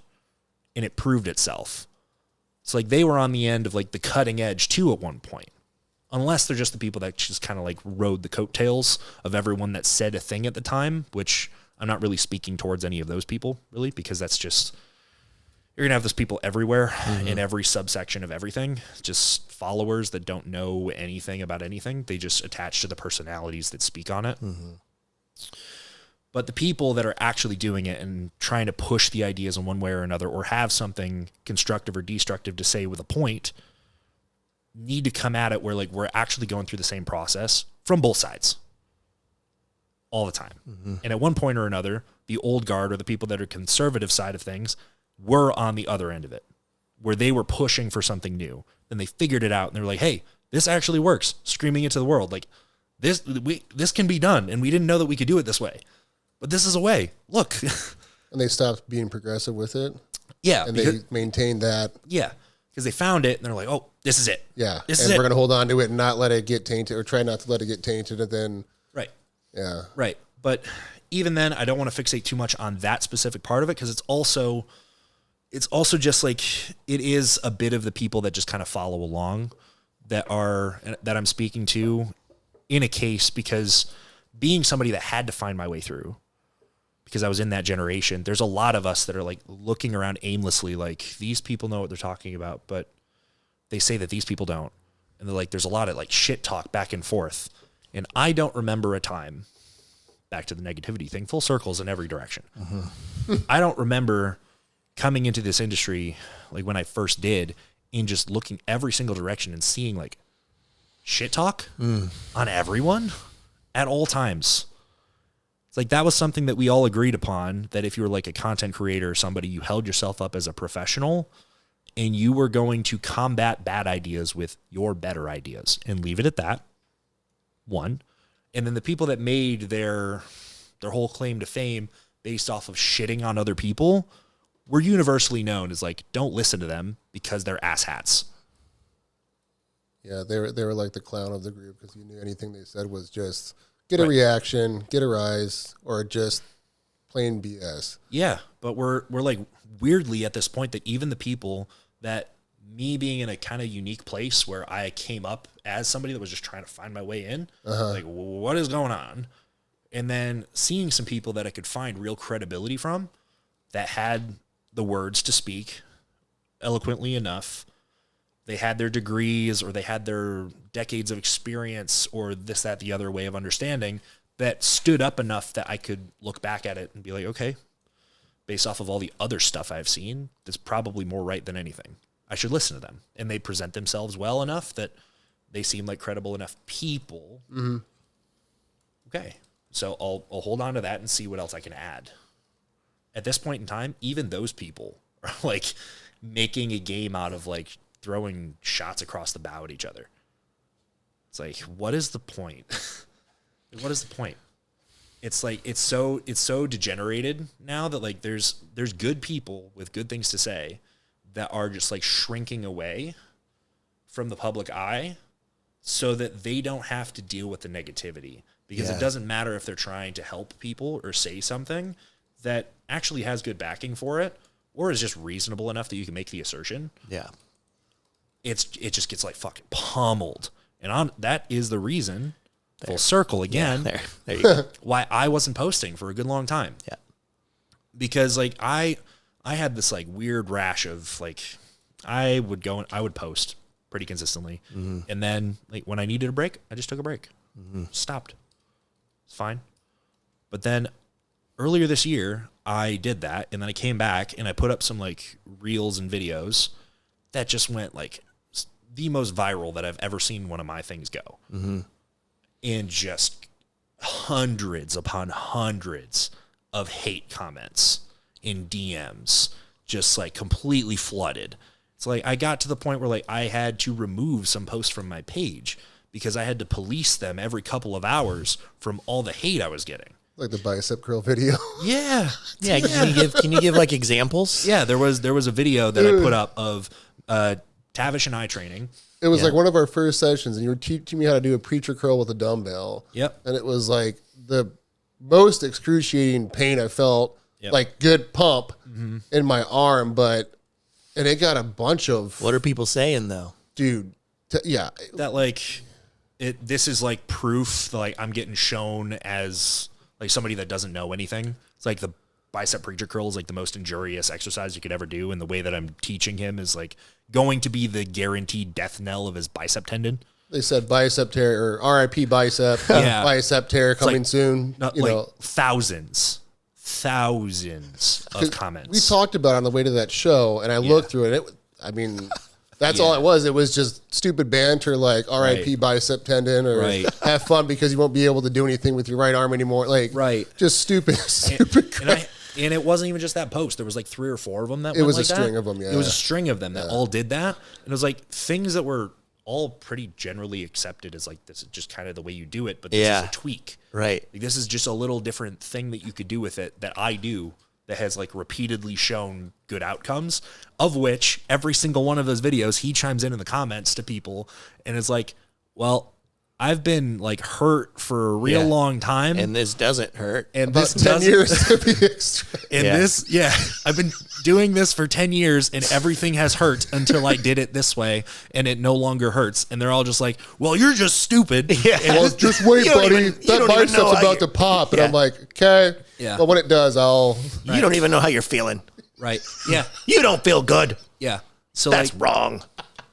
And I got a lot of like really positive like input from people that I've told that to, and they're like, "Oh, just don't let the negativity get to you." It's like, okay, you ever got onto your Instagram and then looked at your likes tab and seen 1,000 comments show up, and then you look through them and every single one of them is like a character assassination or telling you to like basically kill yourself, and then like you're the dumbest person on the planet. You're just like, I literally. What's the point of all this? What is the point of me even putting sharing up a post anything anymore? Yeah. It's like for the people that, because there were still people in there that like really, I really appreciate this.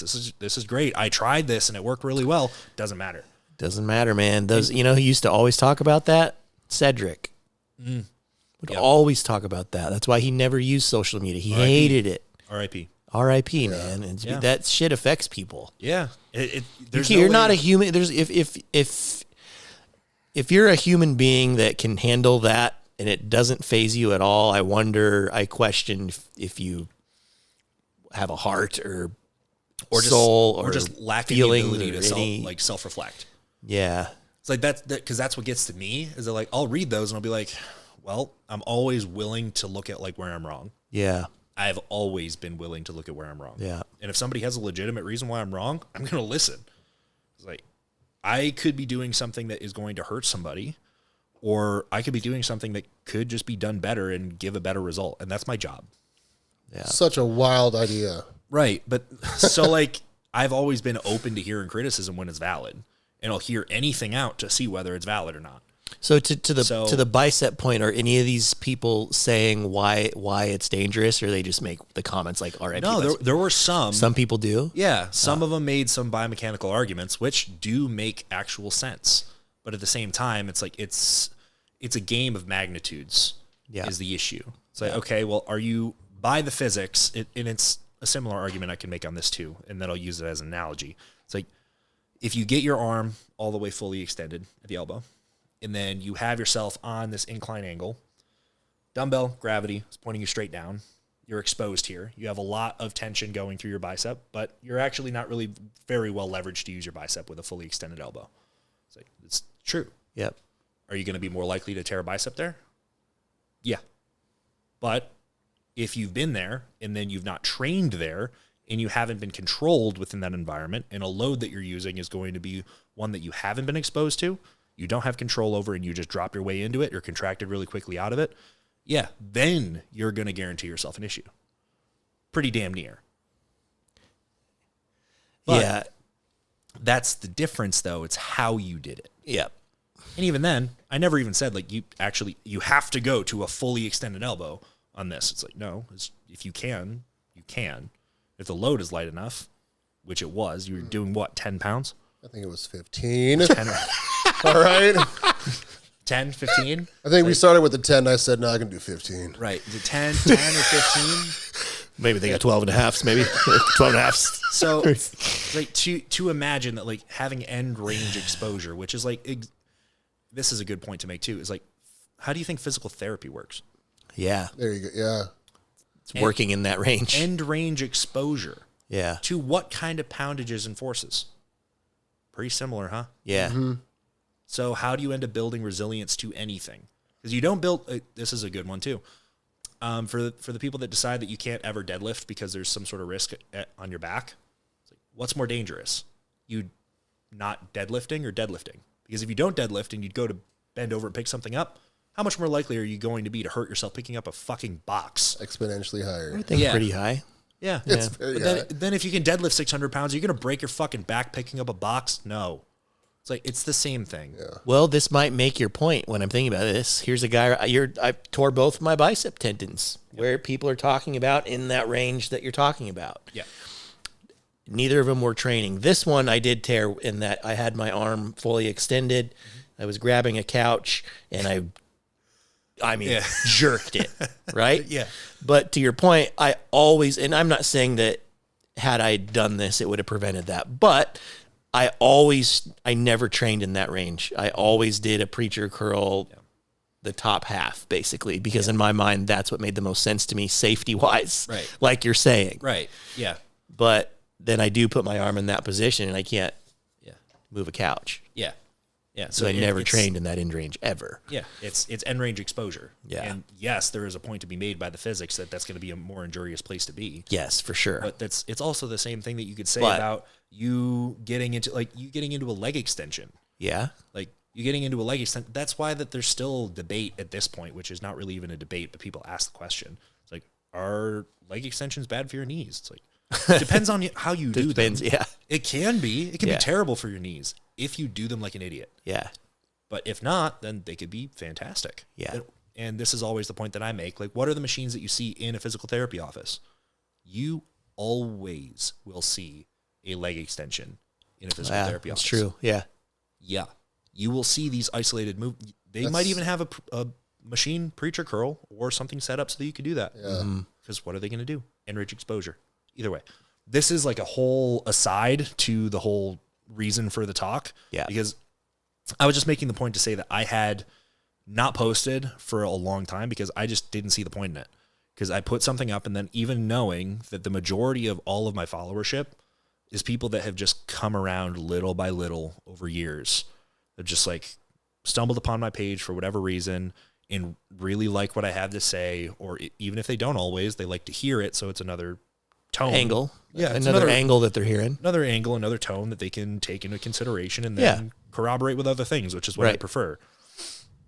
But it's been like that for the majority of that time. So like there's a lot of those people that really got a lot out of it, and they had like positive things to say, and they were happy that like I came back and everything. But then there's like thousands upon thousands of like hate messages. It's like, I know that those people are still there and they'll benefit, but I just don't have the capacity to deal with this. And I don't really want to, because it's not even just, it's not people in isolation that are going and doing that and then just seeing somebody did it and then in mass just jump on. Mm-hmm. It's like, it's almost like the, what do they used to call it?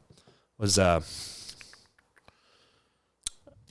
Jason Genova. I knew what you're saying. Yeah. Order 66. Order, yeah. Order 66. Yeah. It's like that. It's Yeah. like you're getting Order 66 by somebody at all times. I remember that. So it's like, it's because it is a crowd of people that have like one specific person that they really like to follow verbatim, and then they're just like sicked on somebody else because somebody mentions their name, or they like share your post around, or whatever, however it happens. And then you just have all those people that are like transplanted followers of theirs that come and find you and just like blow your doors in. Yeah, that cannot be fun. No. And so that's kind of something that I've noticed has happened to me to a degree. It's like I get transplanted followers from those types of people that just land into my page and just blow it up. It's like, okay, I know exactly where they're coming from almost all the time based off of the things that they say. Yeah, you're like, I've thought about this already. That's it. Yeah. Thank you. Thank you. Yeah, right. So like maybe you should just, you already know what they're going to say, so just start saying that at the end. Well, that's actually what I've been doing. Or actually put it at the beginning. Well, that's actually kind of the angle with my posts that I've been putting up in the last couple of days that I've been posting again, only on my stories so far. But I've been making snarky remarks in my own posts. I have recovered. You will recover as well, son. Yeah. Nick's got PTSD from fucking Instagram bulliers. Dude, it's... No, it's a truth. I mean, it's a fucking thing, dude. I couldn't imagine. I would just delete that. I would, if I were you, man. I wouldn't like that. Couldn't handle it either. I would have stopped posting. I mean, I did stop posting, and that didn't happen to me. So yeah, but the kind of the dilemma too is that like this is my everything. So it's and it's a world that I just like walked my way into willingly, and so like I'm part of it, and I have people that are behind me that need me to stand somewhere, so that I can kind of lead in some way, shape, or form, which I'll accept. So that just is what it is. So I can't necessarily fully walk away, and I don't plan to. And it's my livelihood, so I can't really even do that anyway. Yeah, it's not even an like, option. It's not an option. It's not an option. No. So, but I pulled myself away from that because of that specific reason, and I'm coming back with it. And kind of my tone in the posts that I've been putting up recently has been argumentative in exactly the way that I would take hate from it, or from the people that are the big talking heads that I know are directly talking bad on the things that I would do, or the things that people like me would say, and then making all of the points caricatured to the degree that like you can't even argue it anymore. Yeah. So like and stepping away from like the heavy biomechanics talk and everything, all the overcomplicated, super smart stuff, like, it doesn't even have to be. It's like, and actually I can go full circle. For people, is that a gripe that you get from the big talking heads? Oh, absolutely. Absolutely. Everything's overcomplicated. Doesn't have to be this way. It's not that hard. Yeah. Right. And what do you have to say about that? Yep. What I have to say about that is that none of it is complicated. Just because you have a reason for what you're doing doesn't mean it's overcomplicated because you can have one. It's like, if you were to look at a person doing something, specifically training wise, look at somebody in the gym, and then you wanted to create a biomechanical analysis. Like, think about it this way. You're in a biomechanics class in college. Okay. Yeah. You've been tasked with the job of doing a joint by joint singular system analysis on everything that is happening while they're doing a movement. Could you do so? Not necessarily like with the tools that you have now, but is that a possibility to be done? Yeah. Yes. Yeah. Yeah. You could look joint by joint, every single one, and make a biomechanical analysis of it. Yeah. Okay. You can do that. So there's a reason for everything. There is a direction that everything moves, and you can make examples of that in any which way, shape, or form. You can quantify and qualify all of it if you want to.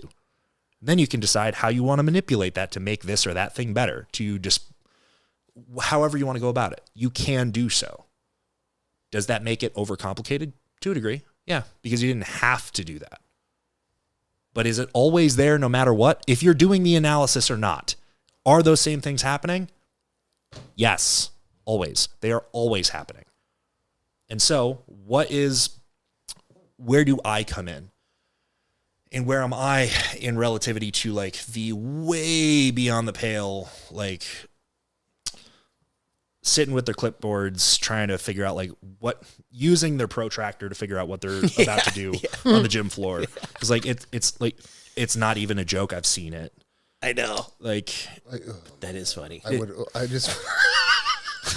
It's not a joke. What movement? I want to see your face in the actual setting. There have been some people that would be a little bit more prominent that had gone and put up some content about figuring out exactly what kind of reverse banding you were going to use on a hack squat, or really anything you're going to reverse band based off of the angle that the machine is at, exactly how much weight you're going to put on it, and like everything. Just, I got you. Yeah. Doing, on the gym floor, doing like a calculus, like for how you're going to use this. Yeah. It's like, you don't need to. Probably not necessary. No, you could do it very easily without doing that. Yeah, I'd consider that overcomplicated. Right. But then there's the same, like, there's groups of people that will take it to that degree. Yeah. And for whatever reason, I kind of get lumped into that group of people when people on the other side of it, like the shut up and lifters, the old guard, conservative back end type, when they have a conversation about this stuff, I kind of get lumped into that group. Like the protractor group. Yeah, the protractor and the clipboard group. Yeah, that's you. That's Nick. Yeah, I get lumped into that group because like I make things way too overcomplicated. Yeah. It's like, okay, gotcha. But at the same time, I'm outlifting pretty much everybody in the shut up and lifter group. Yep. At the same time, and significantly younger usually. And so like which is me patting myself on my own back, but it's at the same time, like, how would I be able to do that if I'm the pencil pusher with the protractor type guy? And how is it that I'm generating people that are able to do the same? You need to do that, though. You need to give yourself a pat on the back. Yeah, well, I was going to say, you don't need to give yourself a pat on the back because we'll pat you on the back for you. I've told you that I don't know that these people are grouping you in this or not, but it feels that way to you. Definitely. Yep. And if these people are putting you in that group, it's only because they're not actually digesting all of your content. Right. They're seeing you explain a movement and it's your language and it's the words that you're using that they're not used to hearing, which is them then saying that you're overcomplicating this, which is not even true because you're actually simplifying it in a way you're explaining why this makes sense to do this way. To me, you're a master of movement and how to do movements in the most efficient, I think, safest way possible to move maximal load while targeting what the area that you're supposed to be targeting. That's all you're saying when I'm listening to you. Yep. So in some ways, these people are either just not listening to everything that you're saying if they are grouping you in this, or they just don't have the capability of understanding what you're saying, actually. Right. Which is just like, that's just kind of the way that people do things. It's like if you have any of the characteristics of any type of a group, and they don't recognize that group's characteristics entirely for what they are. Yeah. If they see any of them, they group you into it. Yeah. And so like, but that's my point, is that there's on either side, like I'll take shots from both sides. What they would probably say is like, if I didn't know you, I'd probably look at it and be like, Not if I didn't know you. I can't say that. If I wasn't the way I was and going to listen to what you're saying, if I wasn't going to hear any of that, they probably don't even have the sound on on some of the shit. Yep. They would be like, oh, here's this guy talking, using a bunch of big words. Here's a video of him squatting 8 plates. You're not big because of you're making this complicated. You're big because you squat 8 plates. Right. Yeah. Which, you know what? I can understand that too. Yeah. You know. Yeah. Which is fair. So like, my point is that there's people on both sides that are going to throw the shot because they don't fully understand either way. Yeah. They don't know all the characteristics of what would make somebody on one side or the other, but they just kind of sit themselves where they kind of think that is, and then whoever isn't in it, they just lump into another opposing group. Mm-hmm. And so I get shot at from both sides because people see the characteristics of the two things differently. Because I have heard people say, I'll tell you who said it when we get off camera. I never told you this, I don't think. When we first moved here, someone was like, there's a guy, he lifts all that weight and then he doesn't even do it right. Oh, damn. Yeah, they said your form was horrible. It's interesting. Yeah. So it's like you do get it from both sides, actually. Yeah. Yeah. Yeah. Yep. So but the way I see it is you're in a unique situation because you can speak on both. Exactly. And that's the only reason I'm talking about it. Yeah, exactly. Because I am in a unique spot where I get shots thrown at me from both ends, and I don't consider myself in one camp or another. No, you don't. Yeah. No. And I don't either. No. I pay respects back to the people that have actually done all the stuff that laid the bedrock foundation. Yeah. Always. I don't talk badly on them. I don't go after them in any way, shape, or form. I recognize where the limitations of what they were to understand when they made their claims to start with. Like at the time, they worked with what they had. And then things change over time. And then you could learn new things. That's kind of like the point of human existence, actually, to kind of get better at things as we develop and time goes on. And then the next year is added to the calendar. We're supposed to be moving forward in some way. Yeah. So I don't throw shots backwards. Usually if I'm throwing shots, I'm throwing them forwards. I'm throwing them at like people that are going way too far. Just like pull it back because like I understand what you're saying, but this isn't necessary.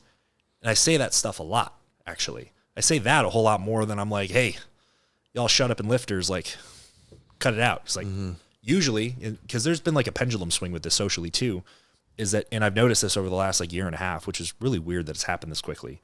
So there was a heavy pendulum shift into like the super evidence-based super science and totally away from like the just do it. Mm-hmm. And then it's like very quickly like turned its way around and it's like, whoa, like getting ripped right back into like the just shut up and do it.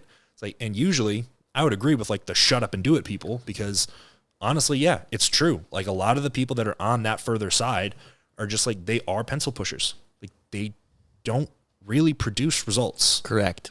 They don't. That's the problem. Yeah. Yeah. They have ideas that they can somewhat back up, but somewhat isn't enough. Right. Because their definition of evidence is different from the definition of evidence itself, and then what the definition of evidence is considered by the people that came before them that had better ideas. Yeah. So those people end up taking it a little bit too far, and I generally disagree with it. But you can take little things from where those little juts in, like I was saying earlier with like how science works. You can take those little ideas and see what the direction is and go, ooh, there's probably something good there. A little nugget to grab over here. There's a little nugget to grab over here. Little one over here. Yeah. And that's how you go from like taking the bedrock of things and then creating something that's worthwhile to build upon it. Yeah. That's how I try to be. Yeah. That's how everyone that's actually like has some sort of integrity with their thought process would do it. That's true. Yeah. Yeah. I guess. Instead of just getting led around by your nose to the next thing that you think sounds good. Yeah. So I don't really generally like to throw shots at anyone because I don't like the drama to start with. Yeah. But I'm putting myself into the ring here with the drama just because I've seen enough of my stuff directly get clowned on. Yeah. As if it's like so beyond the pale that it's just ridiculous to even think that it's doing anything. It's like, okay. And at this point I have to start saying something because usually I would agree with those people that would say that. It's like, you're going too far here. Like it's enough. Like it doesn't have to be extra. It's like, usually I'd agree, but on stuff that I actually do and implement on a regular basis and I'll put out to give explanations on, I've done and tried enough. Or at least I'll give a disclaimer that I haven't tried this enough or with enough people for me to say anything, but this is what I'm doing. But then when I make a definitive statement like this is what I'm doing and this is working for this reason and why I'm implementing it, it's very clear. And I put it there because of that. A good example, because I've seen this publicly getting clowned on a little bit. Your pull down? Yeah, single arm lat pull down kneeling at a cable station. Yeah. That's one that's gotten a lot of attention. Yeah. Is that necessary? Why can't I just sit there and you can just sit there and do it? Or is some people would argue this, do you even need to train lats directly? I've heard that too. Yes, and then there's also a debate somehow that can you even train your lats from a high angle? Like, can you even do any kind of a pull down type motion and hit your lats? Like, there's people that are even arguing that. Wow. It's like have they ever tried it? That's what would be my first question. Man, Even if they did try it, they wouldn't be able to do it the way that you set it up to be executed. So they just dismiss it as, you know what I'm saying? yeah. So anyways, the one-arm Gloff pull downs. Right. So I would, get clowned a lot. yeah, so there's an argument in every single direction on, for whatever reason, lat training specifically. Lat training does get a lot of talk. I don't know why. Yeah. I really don't know why that specific muscle group has gotten so much Because that's weird probably because press. that's new. Because nobody talked about lat training when we were coming up at all. It's weird. No. It's really weird. And generally, people don't know how to target that area. They would have we'd have a So width day it's and a just- thickness day for back. Yeah. And that's how you grew lats. Gotcha. Yeah. No, just growing lats wasn't really. Yeah, No, it was never wasn't. talked about. But that's actually a good point, you guys, because what is one of those things that you see on like mid-level pros or high-level amateurs at nationals, or even That's what they're missing a lot. Yeah, that is what they're missing. Exactly. Isn't that what every like commentator is like? Oh, but Need some more lower lat. man, their back just isn't quite there. Yeah. It's like Need some more lower lat. It's always can be harder. Maybe holding a little water could use more lower lat. yeah, it's like maybe we could like innovate something somehow, some way that would maybe get rid of that problem. Or because the argument that you said is like, can you even like train them any differently? Yeah. Then like, can you separate your lats from anything else? You can't physically isolate one muscle technically. Right. Because I've heard that a million times. It's like, okay, then how do you actually suggest that you take somebody that has an actually well-developed upper back and shoulders, that their upper back and shoulders have shared actions with the lats with extension of the upper arm, meaning the rear delts and then everything that crosses the scaps towards the spine. They all extend the upper arm in some way, shape, or form, even if it's indirectly through pulling on the scap. If that's the case, and then it shares an action with the lat with extending the upper arm, how are you going to circle that square? Yeah. How's it possible? How are you going to develop a lat then if you have no lats up to that point and you have ginormous development of your upper back and your shoulders? Not going to happen. You can't use. It's like the That's not gonna opposite. happen. You don't give up on bodybuilding because it's over. Do you remember because at it's the? impossible Do you then. remember this conversation at the apartment? I asked you specifically about Dorian. I'm like, well, then how would you explain Dorian? And I remember your answer. Do you remember your answer? Yeah, because if you actually looked at him in his stage shots, most of his lat fibers were horizontally facing. Yeah. So Yeah, you explained that. anything that he Everything did, every pulling motion he did was lat dominant. yes, anything was going to highly engage his lats because the majority of his lat was horizontal, which because of the fiber orientation of most of the muscles of the upper back, that's why we've had that like old delineation between like upper back, you train with like your arm all the way out here. Yeah. Like fully abducted is Right. the way that you did it. Like 90-degree abduction for upper back was the only way. Right. It's like that's the way you did it. Yep. So even if you did that, Dorian would have still been hitting his lats to a great degree because they aligned in a way that like horizontal facing, that's still doing that in that plane. It's still getting horizontal abduction. Yeah. So he was genetically predisposed to that. Yes. Essentially. Yes. Is what that means. Yes. So he's a bad example. Yes. But that is not the majority of people. But when you see people with amazing backs, with amazing lats like that, that's usually the case, man. yeah. Most of the time. There are people that are just good. And those people are usually missing their push, like their shoulders are usually weak, their arms are usually long. Mm-hmm. They have long limbs. Like those are usually their most musculars are not good. Yeah. Yep. So that's a good aside to have made. Thank you, Tavish, for pulling me there. But back to the reason for bringing this one up and why this one gets clowned on, and I make a good example of it, is that trying to innovate a new way of getting something done doesn't even need to have like a deep biomechanical analysis behind it. And this is an example I can make that will hopefully appeal to both the shut up and lifter types and then the pulling out the protractor type. It's that, okay, what are the biggest limitations that we see on pretty much all lat pull down machines that are in a gym? Give me some limitations. Specifically for lat training or just in general? Yeah, just what have you on lat pull down machines that you've gotten on, or even pull down stations you've gotten on? What have you gotten onto and then been like, well, that didn't really feel right, and you thought of a reason why? Well, the cable itself, sometimes how you're held in the actual apparatus, if you're able to do that. The line of pull, I haven't liked. What else?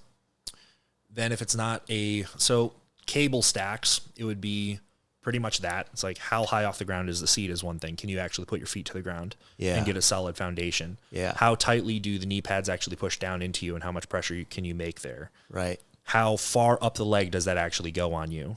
And that does matter because you can adjust yourself, but then you're also adjusting yourself relative to where the cable cam is above your head.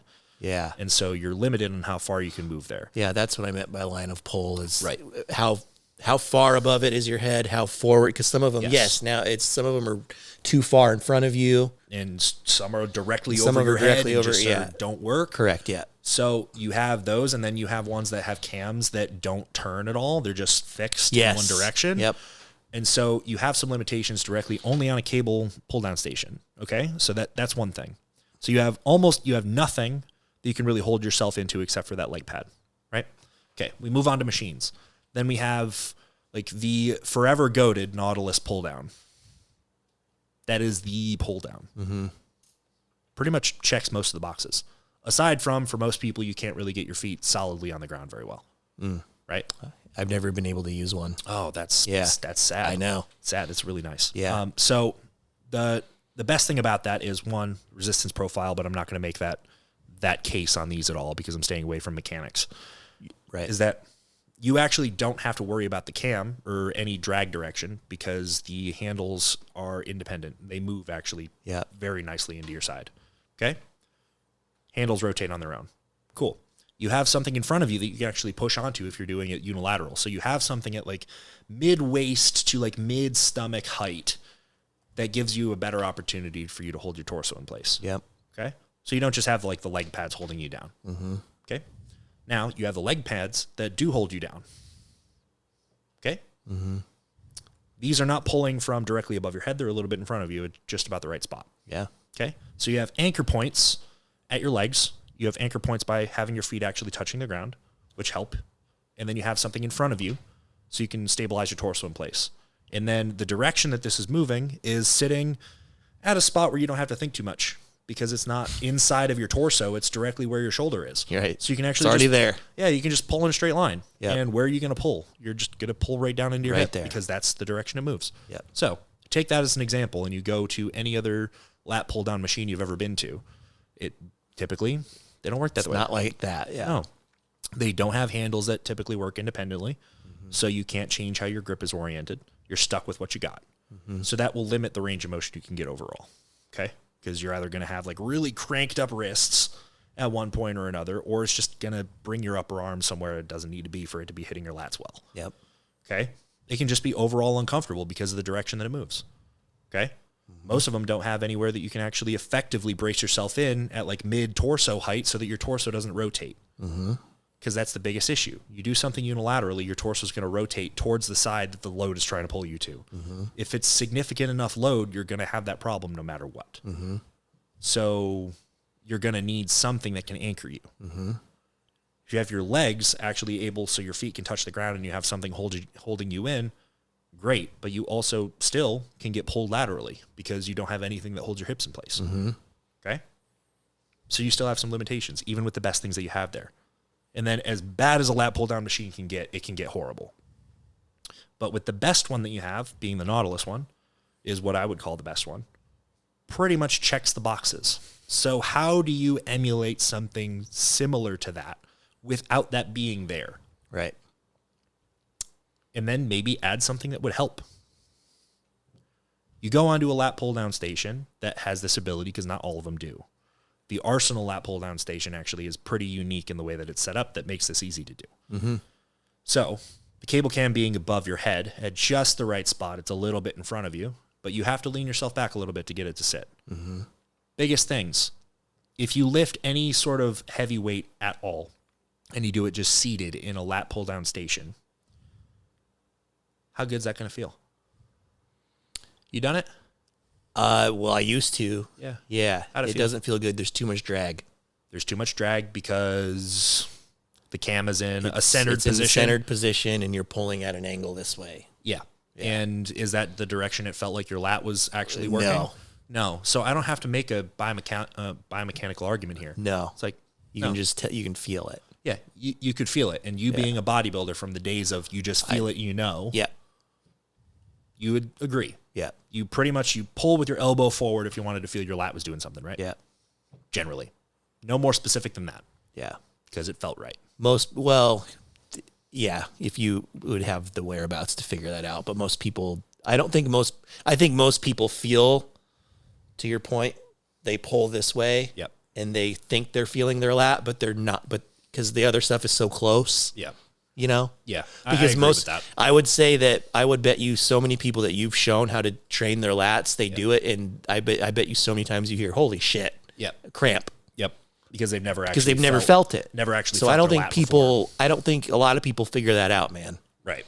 So take that aside, Yeah. but then continue with the point that you being somebody that would have figured that out because you felt your lat. Yeah. Because you were a good enough bodybuilder to know what that felt like. Yeah. That would have been your guide. It's like it didn't feel very good, you using any significant amount of weight that would be worthwhile for you to do. Yeah. Single arm lat pull down on a cable station would have felt like shit Yeah. because your arm path wouldn't have worked. The drag on it, because the cam is centered, wouldn't work. And then if it was anything that was worthwhile, you'd get pulled around by it too. And how are you going to stop that? Yeah. You couldn't really. Can't, yeah. You couldn't really. You probably tried every way that you could. Like Well, I just wouldn't do that. I just never did that movement until I met you because I never thought of doing it that way. Okay. Well, there you go. Yeah. So like if you were trying to do it with you just seated, it wouldn't have worked and you wouldn't have tried it because you knew it didn't work. Yeah. So it's something that you can't do, Yeah. really. It doesn't work. So how do you make it work? You get innovative. And then here's some things that actually make it work. Because the half kneeling position is actually something that physical therapists and people do, and like sports specifically. It's like a big thing in there. It's very big. Yeah, I didn't do it for that reason. Yeah. I didn't. Partially, I can make an argument for it because you bring up the same side leg into a half kneel position as you are pulling. Yep. You're going to get a little bit more same side activation, so you can lock down that oblique a little bit better. You can stay stable with your rib cage position, but that's not even an argument I have to make because you, in the alternative, is you're on a lat pull down machine that you may not even have one that works, and you're on one that doesn't work for you. Then it's already not going to hit the target. Or you sit down and you try to do lat pull down in a station, doesn't line up, doesn't work at all, like you were saying. Yep. Or you try to turn yourself like sideways to make it work. Yeah, the good old sideways. Love them. Which I've also seen some like pretty prominent people do like some sort of turn sideways type deal where like one leg is hanging off underneath the pads, but one leg is underneath the pad. Yeah. So you can line up to it. It's like, okay, well that kind of Yeah, they're almost there. kind of squares the circle, but it also like it has its limitations because you can't lock yourself in. It is directly limiting. Yeah. It's like, okay, so how do we get that to be fixed? Okay, so you have your foot on the ground in the half kneeling single arm lat pull down. You have one knee on the ground. You actually have both of your legs touching the ground, so you can create pressure in any direction you want to based off of where your legs are. Then you have something that is directly attached to your hip, being the actual seat. So you can push yourself laterally into it. So you have an actual physical thing that you have in the environment you can push into to stabilize yourself. That's another brace point. Yeah. Then you have the leg pad that holds your up leg to the ground. That also helps for you to create some muscular activation within your core so that you actually hold yourself in place. So there's another positive there, but that's just a bracing point. And then you have something at waist to mid-stomach height with the actual leg pad itself. You cross over to grab it. You have something that locks you in place. Mm-hmm. Then for you to actually hit your lats, tend to, just by sensation, people figure out that you kind of like lean over to your side a little bit. Yep. That's been accepted even way back in the old days. Yep. You would do that. So that's not even just a fancy biomechanics thing. It's like you just kind of lean over just a little bit. Yeah, because it just kind of feels right. Yeah. Yeah, you having something across your body in front of you that you hold on to anchor in naturally gets you to do that. So it's already something that's built in that cues you into the position that gets you to do it better. And then you have the problem of the cam, where that's positioned, because that didn't work before. Now, since you're sitting on the side and you have the anchor of having your hip next to the pad, your shoulder is directly underneath the cam. Holy shit. So your rib cage is lined up so that you're actually in line to get your lat to work. And then the cam is directly overhead, so you have no drag, and you have as many possible contact points with the environment as you could. Yeah. So now you have a workable single arm lat pull down that is scalable by as much load as you could ever want. You could lift the entire stack if you want to that way. And as long as you're strong enough to hold yourself in, using literally your entire body strength to do so, because you have your other arm to anchor yourself in, everything through that side to hold you down. Then you have pressure through the down leg that can actually push you laterally into the thing, so you can leverage yourself into the machine. And then you can use your up leg to do the same thing in another direction. You have all of the environmental opportunities so you can stay stable. Overcomplicated. Overcomplicated. I didn't understand a single word you just said. I'm just watching puppies. I'm watching So- YouTube videos. No, is this? I had a question for you. Is this? This is the Nautilus one you're talking about? Yes. Okay. Yeah. I wanted to make sure because I was searching it. I was like, I was just buying it. Yeah. He sent one to the house. I'm gonna bring it in the garage. No, I think I knew what you were talking about, but I wanted to make sure that I was visualizing what you were saying. And then I used to be, I've never made fun of you, but I would always be like, I'm not going to do that. Yeah. I'm not going to do the kneel. I'm not going to do it. Yeah. You know, I just wasn't, I was in old guard, just like, that's fucking dumb. Yeah. Not going to do it. Yeah. Now I'm a retired bodybuilder that's taking care of himself more than I was when I was a bodybuilder. And I do them now. So, I am sold on it. I love how it feels. Everything that you say makes sense. It's a whole nother level of detail. Yep. That's what I say. It's not overcomplicated. It is what you just what he just explained right there is taking something you figured out how to take a movement and make it as effective as possible. You got innovative and you made it as effective as possible, covering all the checkpoints and checking all the boxes that you possibly could to make that movement as good as possible to build a lat. Yeah. And I could imagine if I were to be a bodybuilder and I were me as an example, we can use him because he is a bodybuilder. Yep. semi-average. He's a bodybuilder that didn't have good lats. Yep. You know, now that you have been doing him, can't have your lats grown? Yeah. A lot. It's almost embarrassing. A lot. And I mean that as in when Nick and I would train. Yeah. And he just fix this. And then after that first couple weeks, it's like, So I wasted or missed an opportunity over the course of how many, 16 so many years yeah. that I should have been Same doing here. this. I mean, and- my back was good. Yeah. I didn't have a weak back, No, you had a but good back. it could be It could have better. been And what was stupid. it? What was it missing? That. Lats. Yeah. So if I were to ever be a bodybuilder again and train this way, I know that my back would be crazy. That was the thing I was missing. So the people that, if this is somebody that has an opportunity, this is just one really good example to use because this applies to probably most people. Yeah. Why would you not take the time to, make something as optimal as possible is kind of where we're going with that. If you're logical, Yeah. if you're pragmatic and logical and you're thinking about it, which a lot of bodybuilders are, a lot aren't, but a lot are, it makes sense. And that's just what you explained. And that's what I hear. I hear someone that is taking an art form that we do or whatever you want to call this and finding the best way to do it. Yep. And actually, I have an amendment in there because there's a little trigger phrase that you put in there is optimal, trying to make things optimal because that'll get people too. Oh, that triggers people? Oh, yeah. Oh. Yeah, because people like actually would call people like me like the optimal crowd. Like they would clown on us for that too. Oh. So as an amendment to that, it would be piggybacking off of what you would say and describe what I do is making it less complicated by just spelling things out pretty clearly, but using language that is a little bit above some people that wouldn't have gotten there on their own. Yeah. Right? Yeah. So if people are having a problem with optimal and making things optimize in any way, to the shut up and lifter types, their way of getting to their optimal is what felt the best and what gave them the result, right? Yeah. So the people that would be like clowning on this idea of trying to optimize anything have gone through a trial and error of, I tried this machine, I tried this movement, I tried that, and none of them felt quite right, and I found this thing that I really like, and then they just stuck with it. And then that's the reason. It's like, this just works well, I can do this with that. Right? That's their argument. Yeah. Okay? But that's my same argument. Yeah.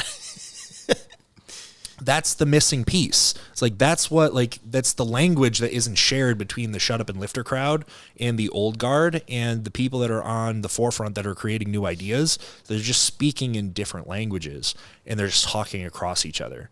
It's like, there's specific examples of people that have been there, done that will make like caricatures out of people like me. Yeah.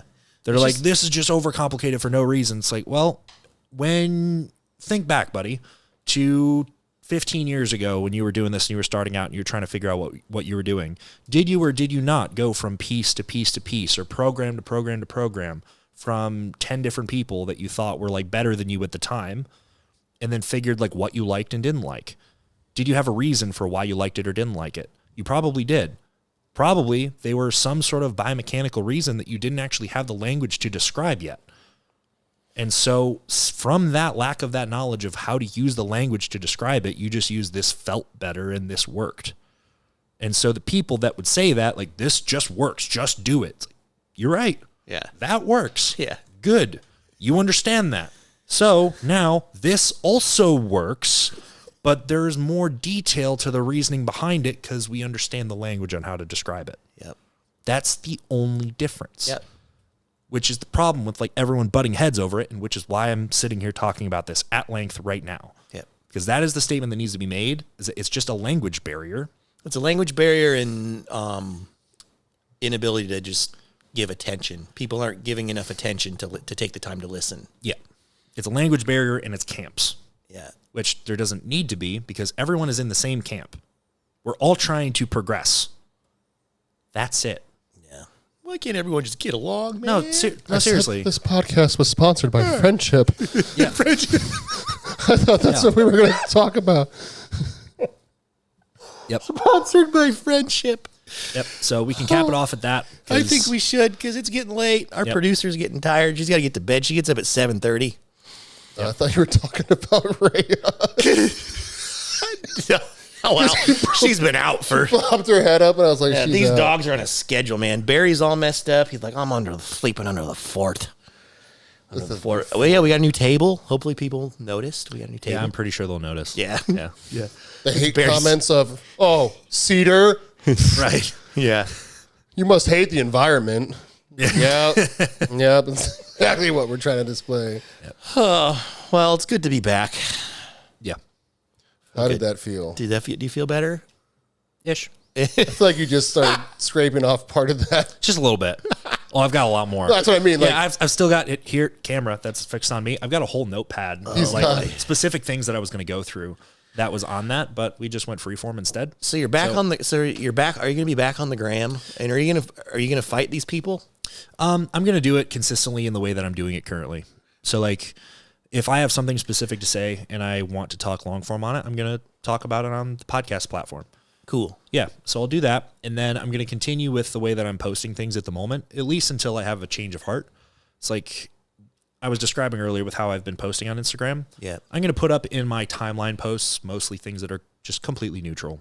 I would say, because that's going to be a lasting testament to time that it'll be there. And I don't need anything that is directly reflective of how the mood is for the rest of the industry at the time to be looked back on in the future, to be looked back on like badly, because it's a negative time in the industry right now. I don't need my page characterized by the negativity that's in the industry. Yeah, I see what you're saying. However, yeah, in stories and then things that I can put up and then take down, I will go into it a little bit. I'm not going to call out names unless I get called out by name by somebody. Has anybody yet called your name out? I haven't been tagged. If somebody's used my name and I haven't been made aware, then somebody make me aware, please. But I haven't been tagged on anything, so I don't know. Yeah. But once somebody does, then it's go time. So that'll just be what it is. But I'm going to continue to put up caricatures of what I'm doing in my stories, just like I have, so that I can clown a little bit back and forth and play the devil's advocate. Just try to have fun with it. It's entertaining. That's all we can do, really man. Yeah. Just try to have fun with it. Yeah. I'm going to put up... We gotta just lighten up. Yeah. Just give them shit back. I'll fight everybody. Yeah. Well, I'm going to stand in my unique position here to be who I am, where I do stand in both, where I can make. That's right. I can that is do. Who you are. I can do the shut up and lifter. Yes, you can. And I can do the talking, the real big language, and doing all the smart stuff. I can be in both worlds, and I am in both. So I'm going to make caricatures of both of them in my own post to show that, like, the smart stuff. Well, or you get it. I know. Even with my stories and me posting my sessions, because I just posted up 2 sessions today, is that I can put up me doing some and calling it some fancy schmancy foo-foo workout of some kind. You just call it that, because I know that people are going to send that around and be like, oh, look at this fucking stupid thing that like does absolutely nothing. And I'll say that. Look at this foo-foo exercise that absolutely does nothing, and then give a itemized list of all of the reasons why it is something that actually has some worth to it. Yeah. And then you know what? Next to that, in the next slide, I'm going to put up me doubling their numbers. That's what I was just going to say. The thing is, though, is that there's that, but you're doing the foo-foo exercises with weights that people can't do compound movements with. And there you go. And that's the point I'm going to make. So like, I'll have the foo-foo thing and be like, call on that, and then say the words that they're going to say behind my back anyway. Yeah. Be like, well, cool, great. But then I'm going to take your deadlift and put it over my head. So then there's the people that are the shut up and lifters. Like, oh, who's this kid that's just new kid on the block that thinks he knows something and he's doing all this weird stuff. It's like, okay. And then what are you doing? It's like, Mr. Shut Up and Lifter. It's like, I will do the same exact lifts that you're doing that you're telling me that I have to do for me to have an opinion. Yeah. Because I've had that. It's like, well, you just don't do the basics enough. You have to do the basics and lift heavier weight. It's like, really?